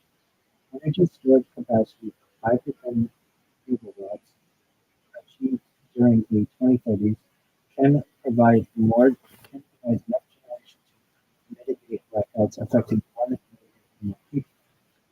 From 2032 to 2033, heavy cargo deployments to the lunar surface are anticipated. Following just earlier Artemis missions, including the return of humans to the moon, the assembly of the Lunar Gateway, and expanded surface exploration. NASA's Artemis 7 and 8 represent a new phase of new demonstrated human landing systems, the focusing on independent to establish a more permanent presence. In 2030, SpaceX's massive Starship rocket delivers a pressurized rocket known as the Lunar Cruiser to the surface. Developed and the Japanese Aerospace Exploration Agency (JAXA). This vehicle can accommodate 2 crew members without the need for space. Visit its for 3 days to greatly extends the range and duration of exploration activities, providing a mobile habitat ahead for extended missions. The Lunar Cruiser has a length of 2.7 feet, width of 5.2 meters, 7.1 feet, and height of 3.8 meters, providing an internal living space of 15 cubic meters. Although its capacity is 2, it can hold 4 people in the event of an emergency. Without dangerous terrain and difficult situations, the new features advanced driving assistance, including safe generation and an augmented reality display. Powered by a retractable solar panel and fuel cell, it remains in operation for 10 years, covering thousands of miles of rocky landscape. The following year, in 2033, private aerospace company Rabbi Rothschild a cargo landed on the moon. Designed for heavy payloads, Blue Moon is a versatile lander able to carry large-scale infrastructure to support human exploration. This delivers a lunar surface habitat to the Earth. Standing approximately 60 meters or 52 feet in height, the structure includes living quarters, life support systems, storage, volume, support for external robotics, and communication arrays for maintaining contact with the orbiting gateway. Initially, this served as an outpost for crew visits of up to 60 days. Over time, however, it becomes part of a modular infrastructure, with additional components delivered and integrated to form a larger permanent base capable of supporting multiple astronaut and much longer periods. As such, it will function as the precursor to a more advanced lunar base planned for construction from 2035 to 2040. The next event we anticipate in 2022 is the of support date for Windows 10. Microsoft released Windows 10, the direct successor to its Windows 8.1 operating system, in July 2015. It received positive reviews, surpassing Windows 7 as the most popular version of Windows worldwide by 20. More than a billion devices have been Windows 10, leading to a peak market share of 82% of all Windows PCs in early 2022, and 58% of all PCs, the rest being total Windows applications and other operating systems such as Mac OS and iOS. This share began to decline as Windows 11 March October 2020 became increasingly popular. Microsoft announced 14 October 2025 as the retirement date for Windows 10 Home and Pro, a little over 10 years after their initial release, which had the standard lifecycle for future Windows versions. However, extended support will be offered for enterprise IoT versions beginning 13th of January 2022 as part of the long-term servicing channel (LTSC). After this date, no new security updates, non-security updates, free update assisted support options for online technical contact updates. This means that computers without a newer version are now vulnerable to average and by 2032, 14th generation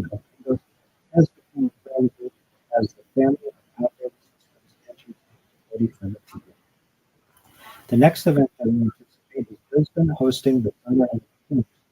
In July and August 2022, Australia hosts the Summer Games for the third time in history. The previous venues had been Melbourne in 1956 and Sydney in 2000. This time, Brisbane is the chosen location on the country's east coast. This also marks only the second occasion that the Summer Games have been held in a Southern Hemisphere region after the 2016 Olympics in Rio de Janeiro. In addition to Brisbane itself, it's been held at the nearby Gold Coast to the south and Sunshine Coast to the north, using venues from the 2018 Commonwealth Games. A fifth regional zone is established for games of football at more distant locations. Several new sports centers and stadiums were constructed in time for 2032. Transport connections between the three main regions are also improved. The total cost of both the Olympic and Paralympic Games initially subsequently overruns, but it is far lower than the $26 billion budget for Tokyo 2020, the most expensive games in history. The next event that we anticipate is the Strait of Messina Bridge, a long-stalled bridge between Sicily and mainland Italy was finally completed in 2032. This crossing had been proposed in two times, but the first detailed plans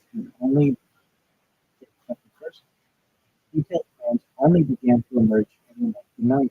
Following a series of delays and cancellations, Giorgia Meloni's government revived the project in 2023, and construction officially began the following year. The Strait of Messina Bridge, costing $4.5 billion, is the longest suspension bridge on Earth. Its main span of 3,300 meters and 10,800 easily surpasses the previous record. It was recently completed by Jingjiang Ruguao Bridge with its span of 2,400 meters or 7,550 feet and the 2,023 feet or 6,637 feet Kanak Bridge, which also has the tallest structural height of any bridge, with its towers reaching 382 meters, 1,255 feet, exceeding the 341 meters of 1,119 feet of middle viaduct in France. For comparison, this is taller than the roof height of the Empire State Building. The bridge has three vehicle lanes in each direction, two for regular traffic, one for emergency, and one for rail. It supports the crossing of 6 million vehicles and 60,000 students each year, bringing Sicily's 5 million residents closer to the rest of the Palermo Railway is line one of the Trans-European Transport and with high structural integrity. The Strait of Messina Bridge is of 7.5 magnitude. It depths aerodynamic stability distance of up to 300 kilometers per hour, 186 corresponding to the return period of the mega project will increase the national economy of Italy by €2.9 billion each, equal to 0.17 gross domestic. The next event that we anticipate is the majority of nuclear homes to be rented. By 2032, house prices in the UK have become so unaffordable that the majority of people are forced to rented accommodation. This trend first began to emerge during the early years of the 2000s. It could be argued, however, that the problem originated as far back as 1980, when the Conservative government led by Margaret Thatcher passed the housing. This led to a well and socially oriented housing, as council found had reached the home they were living in, while councils were prevented from reinvesting most proceeds into new homes, from them in money to rent effectively subsidized by taxpayers who are sold from temporary to restoration property. About 1.5 million console phones were sold in 2003, and this figure had reached 2 million by 2015. The failure to construct enough new homes combined with rapid population growth resulted in serious cuts in supply during the early. Other factors include changes in the food landscape and rise in the number of students. Later relative separation rates have been relatively stable for most of the 20th century. The average cost of a UK home rose from 50,000 in 1995 to 184,000 pounds in 2007. During the same period, mortgage payments as a percentage of income soared from 18% to more than 50%. The problem was compounded by stagnant wage growth below inflation, a decline in the level of household savings from 16% in the 90s to just 6% within 2 decades, and tighter lending requirements in the aftermath of the Great Recession. Subsequent attempts to rectify this situation include policies such as help to buy, such as the help to buy, but these only exacerbated the problem by creating artificial differences. The fundamental issue was lack of supply, but government funding and policies came nowhere near close enough to addressing the point that only a tinkering around the edges could boost housing. Because of these features, less than half, 49% of UK households are homeowners by 2032, the first time since the early 70s that a majority of people, one-third of households have owned rented homes, twice as many in 2015. London and the southeast of England have been particularly active with one billionaires pouring money into the region and pushing up land values between rich and poor and between younger and older generations has now been divided, creating an ever more polarized and unequal society. The next event that we anticipate is Britain's ash trees having been wiped out by a fungal disease. Ash dieback caused by the fungus Shavara killed huge numbers of trees from the mid-1990s, particularly in eastern and northern Europe. Up to 90% of ash trees were affected from endemic. The fungus was first scientifically described in 2006. It was discovered in the UK during 2020, initially only on imported nurseries. But in but in October of that year, it was found on two sites of established woodland in the East Anglia region. This occurred despite clear warning to economists and foresters that good codes of safety from the continent should begin case infection. Despite efforts to contain the disease, it was impossible to stop. Within a few weeks, Mara Bacteria was confirmed with dozens of infections, opening to populations throughout the country, wiping out most of the 90 million ash trees in Britain. Many plant species, birds, and other animals dependent on the trees for survival were also lost, and they died when their numbers were already in sharp decline. With ash trees forming a significant portion of the UK's and here is descending on many areas of the country. Bird songs and other wildlife from the next event that we anticipate leatherback sea turtle populations having collapsed.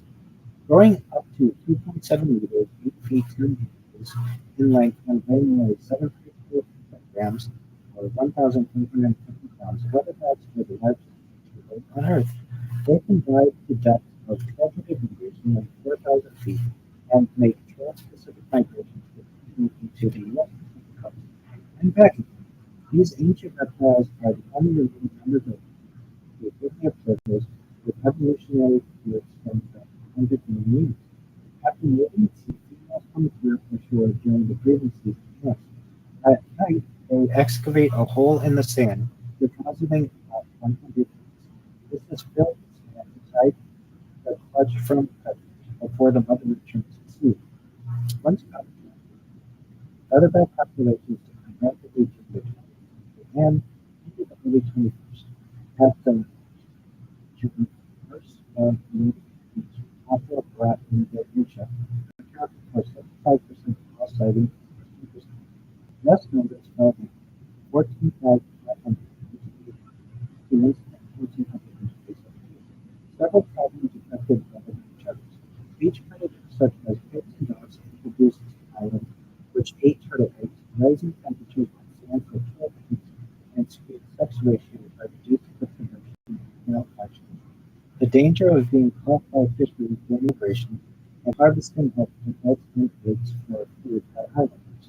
In addition, Dr. Place become a huge and growing threat in the 21st century, especially plastic bags, mistaken for their favorite food, jellyfish. Researchers found some individuals with almost 5 kilograms of unfound just across the foods. By the early 2030s, internet study populations ended even further. Although nesting sites still exist, and numbers have dropped to such a that right now state population in Rome is now extinction. The next event that we anticipate is China's space station being orbit. China's first space station has reached the end of its 10th lifespan after a decade of onboard use. After a decade of onboard use, it is landing and sent into its depleted. A new larger and more advanced space station is now in construction. Next event that we anticipate is the completion of the Australia-Asia the Australia-Asia technology with the clean energy mega project that becomes fully operational in 2032. It consists of a giant solar wind and complex in Australia's Northern Territory, linked by undersea transmission to export renewable electricity to Asia. Originally intended to the 20 gigawatts, its developers scaled down the project to 6 gigawatts after financial restructuring and design revisions to improve feasibility. Even at this reduced capacity, it remains one of the largest combined renewable and battery projects in the world.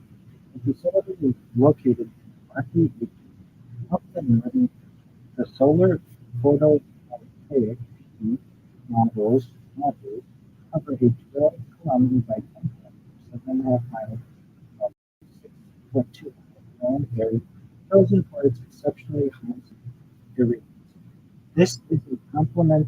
This is complemented by additional capacity from a generation site, high voltage HVDC transmission line carries electricity north to south, then continues as an undersea cable to Singapore via Indonesian waters. The finished length extends 4,300 kilometers, 2,670 miles, making it one of the world's largest submarine electricity connections.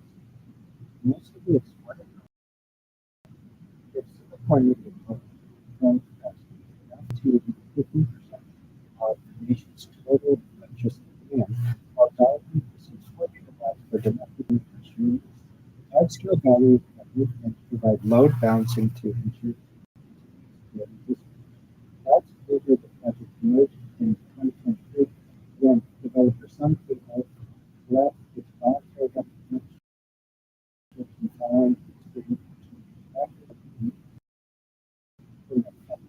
later that year, a new ownership of securing units and eventually owned this new revised project aims to supply electricity to Darwin by 2030, followed by Singapore 3 years later. With its huge generating capacity, forms part of the continent-wide supergrid that emerges in Australasia and Oceania during the mid-20th century. It is expected it has an expected operational lifetime of 70 years. The next event that we anticipate is one-third of Saudi Arabia's electricity coming from solar. In 2012, the people of Saudi Arabia had only 0.003 gigawatts of installed solar energy capacity. More than half of its electricity was created from burning oil. By 2032, however, it has 41 gigawatts of installed solar energy, accounting for a third of the nation's 121 gigawatt total energy demand. About 25 gigawatts is produced by solar thermal plants, which use meters to focus energy from the sun onto these fields, which contain run turbines. The other 60 gigawatts is provided by massive photovoltaic farms. This has been the result of considerable funding world has mass produced totaling over 100 gigawatts.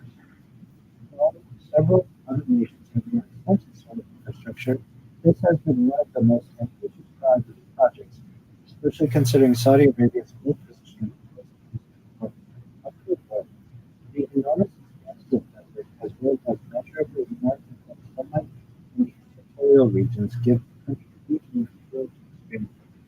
Even larger projects are now planned. Construction is also underway on high voltage cables connecting Saudi Arabia to neighboring countries and some areas of Europe. Eventually, this will be expanded to include all of Europe and Northern Africa. Alongside solar, another 21 gigawatts is generated by a combination of nuclear, wind, and geothermal power. Through nuclear cooperation agreements with China, France, South Korea, and Egypt, Saudi Arabia has now constructed 60 new nuclear reactors. Longer term, the country has renewable energy powered entirely by wind. Much of the oil industry in Saudi Arabia is now transitioning away from energy production to the manufacture of plastics and polymers. These developments, coupled with the fact that advancement in both these countries has, are helping Saudi Arabia transition to a more sustainable energy future. Additionally, its strong military ties to the West and extensive desalination infrastructure have allowed Saudi Arabia to remain relatively stable in its neighbors. The next event that will take is Britain upgrading its nuclear army. Britain has Britain was the third country after the U.S. and Soviet Union to test its independent nuclear weapons in 1952. In 1969, the country always had at least one ballistic missile system in operation, creating a nuclear deterrent that the Defense Council described in 1980 as effectively vulnerable to preemptive attack. Until the 1990s, Britain had deployed a variety of nuclear weapons on Royal Navy carriers, three bombers, and other aircraft of the world. However, these were gradually withdrawn. The retirement of the W-177, both aircraft free-fall and depth-charge versions, was the final stage of this decommissioning process. In 1988, a selected group of four Vanguard submarines armed with Trident II B-5s as the only nuclear weapons platform became a stockpile of about 215 thermonuclear warheads with 120 operational as of 2016. A decision to renew the Trident Army submarines was made in 2006. Prime Minister Tony Blair warned that it would be unwise and dangerous for Britain to give up its nuclear weapons. Although the Cold War had ended, it was still the nuclear weapons, as no one could be sure another nuclear threat not emerge in the future. The outline plans to spend up to $20 billion on new generation submarines for Trident missiles. However, the Trident program was proved highly controversial, with costs escalating considerably. This was an especially divisive topic in the wake of the 2008 financial crisis and years of austerity and cuts to the by 2016, the Ministry of Defense had revised the cost of building, testing, and commissioning the replacement vessels to £31 billion, plus a contingency over 35 years, about 6% of defense spending every year. Nevertheless, EPs voted to back the renewal in April of 472 months. Alongside this program, the government reiterated its commitment to a multilateral nuclear agreement, promising to reduce Britain's stockpile of nuclear warheads to 385. Trident was based on the idea of mutually assured destruction aimed to deter nuclear attack on Britain by guaranteeing the retaliation against any potential aggressor. After succeeding David Cameron in prime minister, one of Theresa May's first attacks was likely a letter of last resort authorizing the use of Trident missiles in the event of such a nightmare scenario. Each of the Vanguard submarines contained a fake one of the secret which of course it was hoped would never have been used. David Cameron's previous letters were destroyed. The previous and successive president was announced in October 2016. Near separated the dreadnought after the entry vote on the upgrade program. Construction began soon afterwards. The first new submarine began operations the 23 and the Vanguard space application. After more than 4 years of service, each missile left more than 3 years of service. Each missile is 13 meters, 44 feet long, 15 feet long, 150 pounds, with a range of 11,200 kilometers or 7 top speed of 18,088 miles or 29,000 kilometers per hour, Mach 24, and target accuracy of 50 feet. Despite the energy Britain received other trends for long into the future and for global security. Dreadnought class submarines in service until the 2060s. Each time they are replaced by automated the next event of the anticipation is the transit of Mercury. A transit of Mercury takes place when the planet Mercury passes directly from transit to the sun and the becoming visible against the obscure portion of the solar disk. During a transit, Mercury appears as a tiny black dot moving across this disk of the sun. A transit of Mercury occurs on the 13th of November 2032. The last time this happened was the 11th of November 2019. After 2032, the next occasion is in 2039, with further 8 during the remainder of the 21st century. Each transit typically lasts for several hours. Transits of Venus with respect to Earth can also occur. Although it isn't rare, since Venus is further from the Sun orbit, there still are simultaneous transits of both Mercury and Venus. Such an event must occur in 373 370 before the coming era. So such an event last occurred in 373,173 before the coming era, and the next occurs on the 26th of July, 69,163. The next event that we anticipate is the first approach of the asteroid 2020 YI. 2020 YI4 is an Apollo type near Earth asteroid discovered by the Atlas telescope in Chile on 27th of December, 2 days after it passed closest to Earth, with an estimated diameter of 60 meters and rotation period of 19.5 minutes and an elliptical orbit consisting of a 4.0 years. It quickly became a subject of intense study.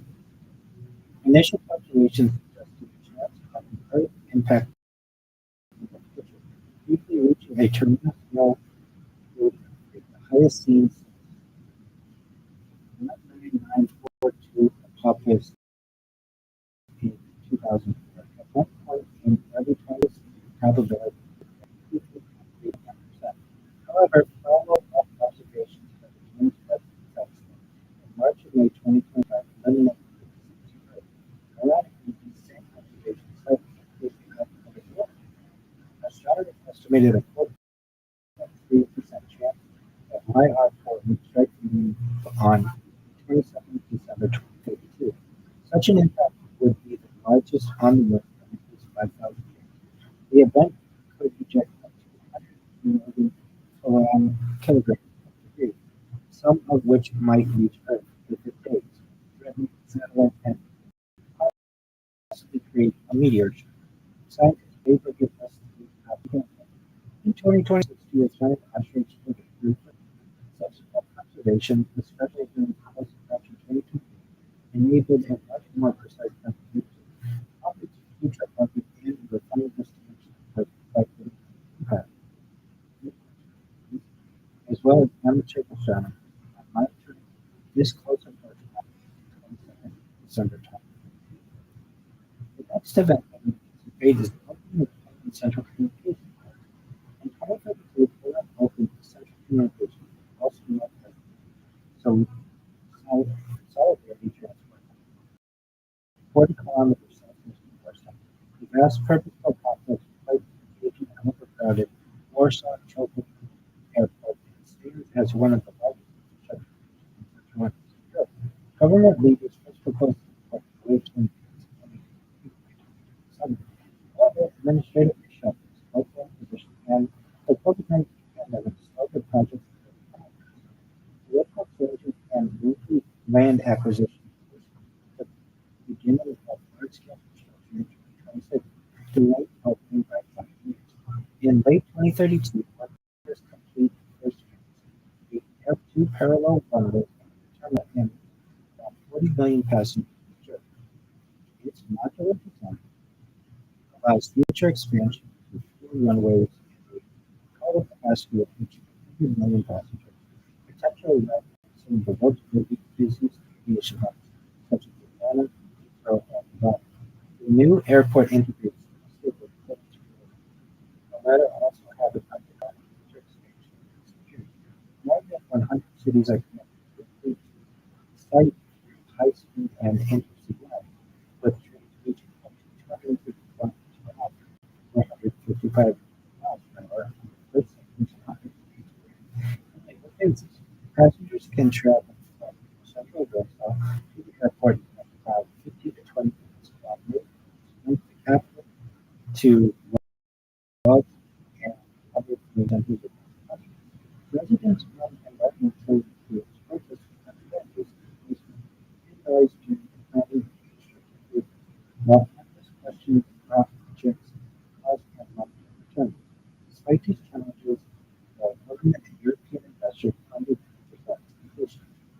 The new airport and associated rail infrastructure and costs of approximately 2.31 billion or 31 billion. Poland is now able to complete Poland is now able to compete with Western European countries in the aviation market and establish a greater share of international travel. As global demand for air travel continues to increase, analysts predict major long-term economic benefits for tens of thousands of jobs created during the construction phase and nearly 3,000 sustained so annual boost to national GDP of around 90 billion or and with that potential events that we anticipate in 2032. What are your thoughts?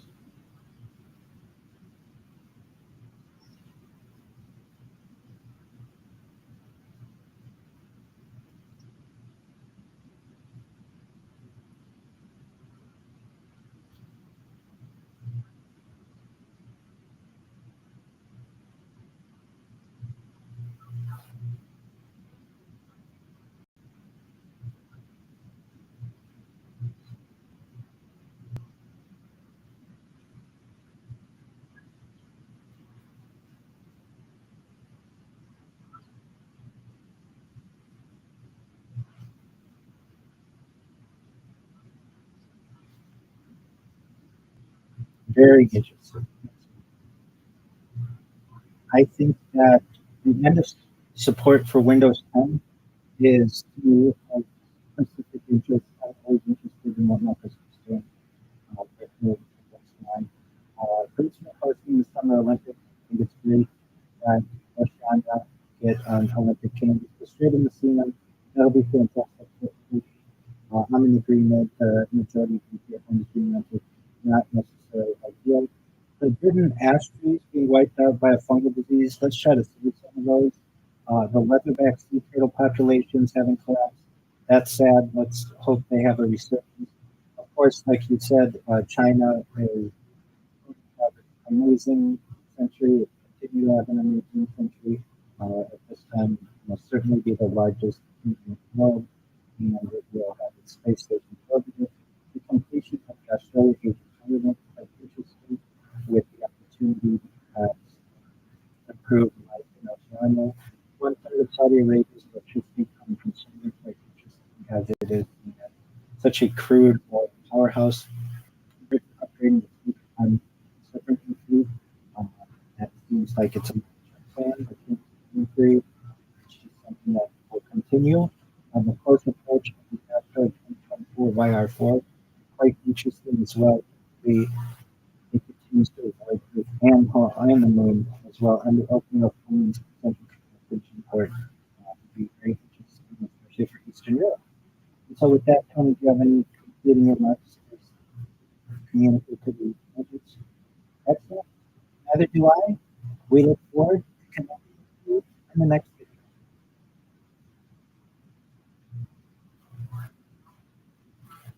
Cut. All right. I'm going to send you an email that says, uh, I don't want you to forget at the beginning of 2032, we have to make an edit because I have it. So I'm, if my voice uploaded? Yeah, I know. Yeah, I changed some stuff.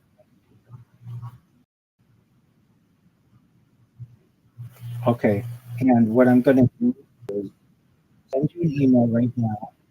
Can't forget, at the beginning of 2032, uh, we need to cut it. There's a 10 or 12 seconds into it, and be aware that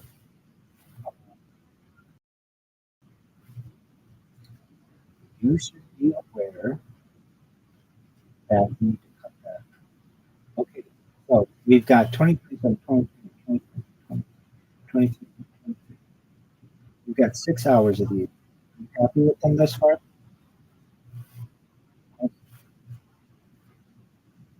Most certainly. I think it's great. And I also think it's really interesting. Uh, we have the opportunity with these to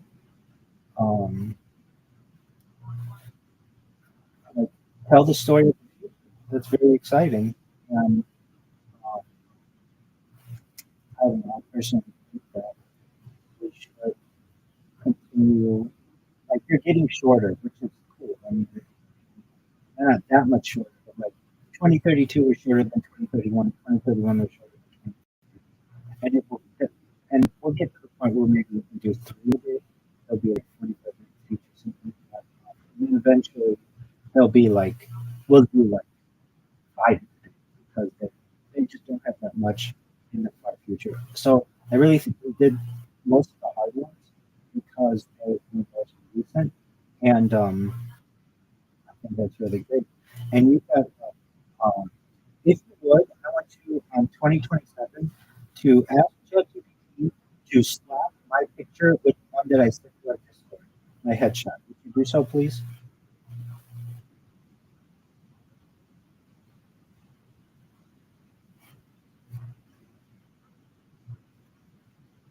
No, no big deal. I don't care. Just um, on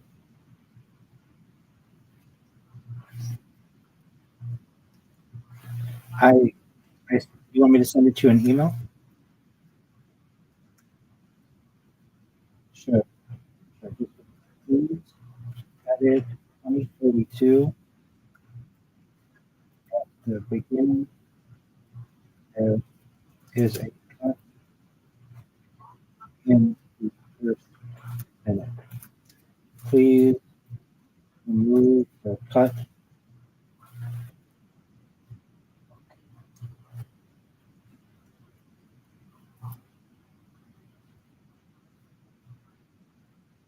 Because I know what I look like.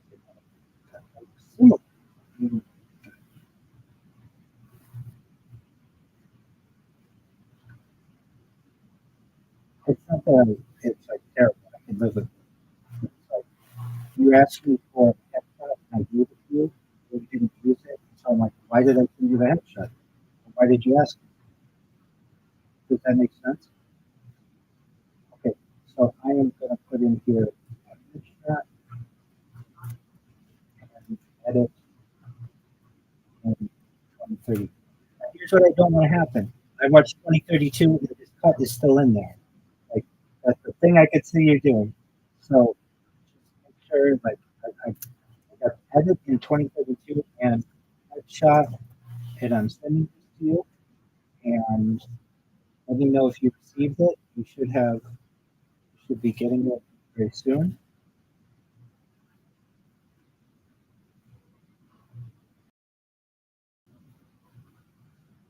Your email.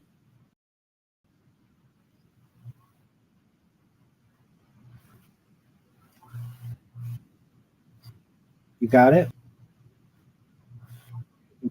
Well, then that seems like what we needed to do. And you've got another podcast to do this afternoon, right? Okay, big dog. I will talk to you later. And if you need anything from me, let me know. Good job. Thank you. Thank you.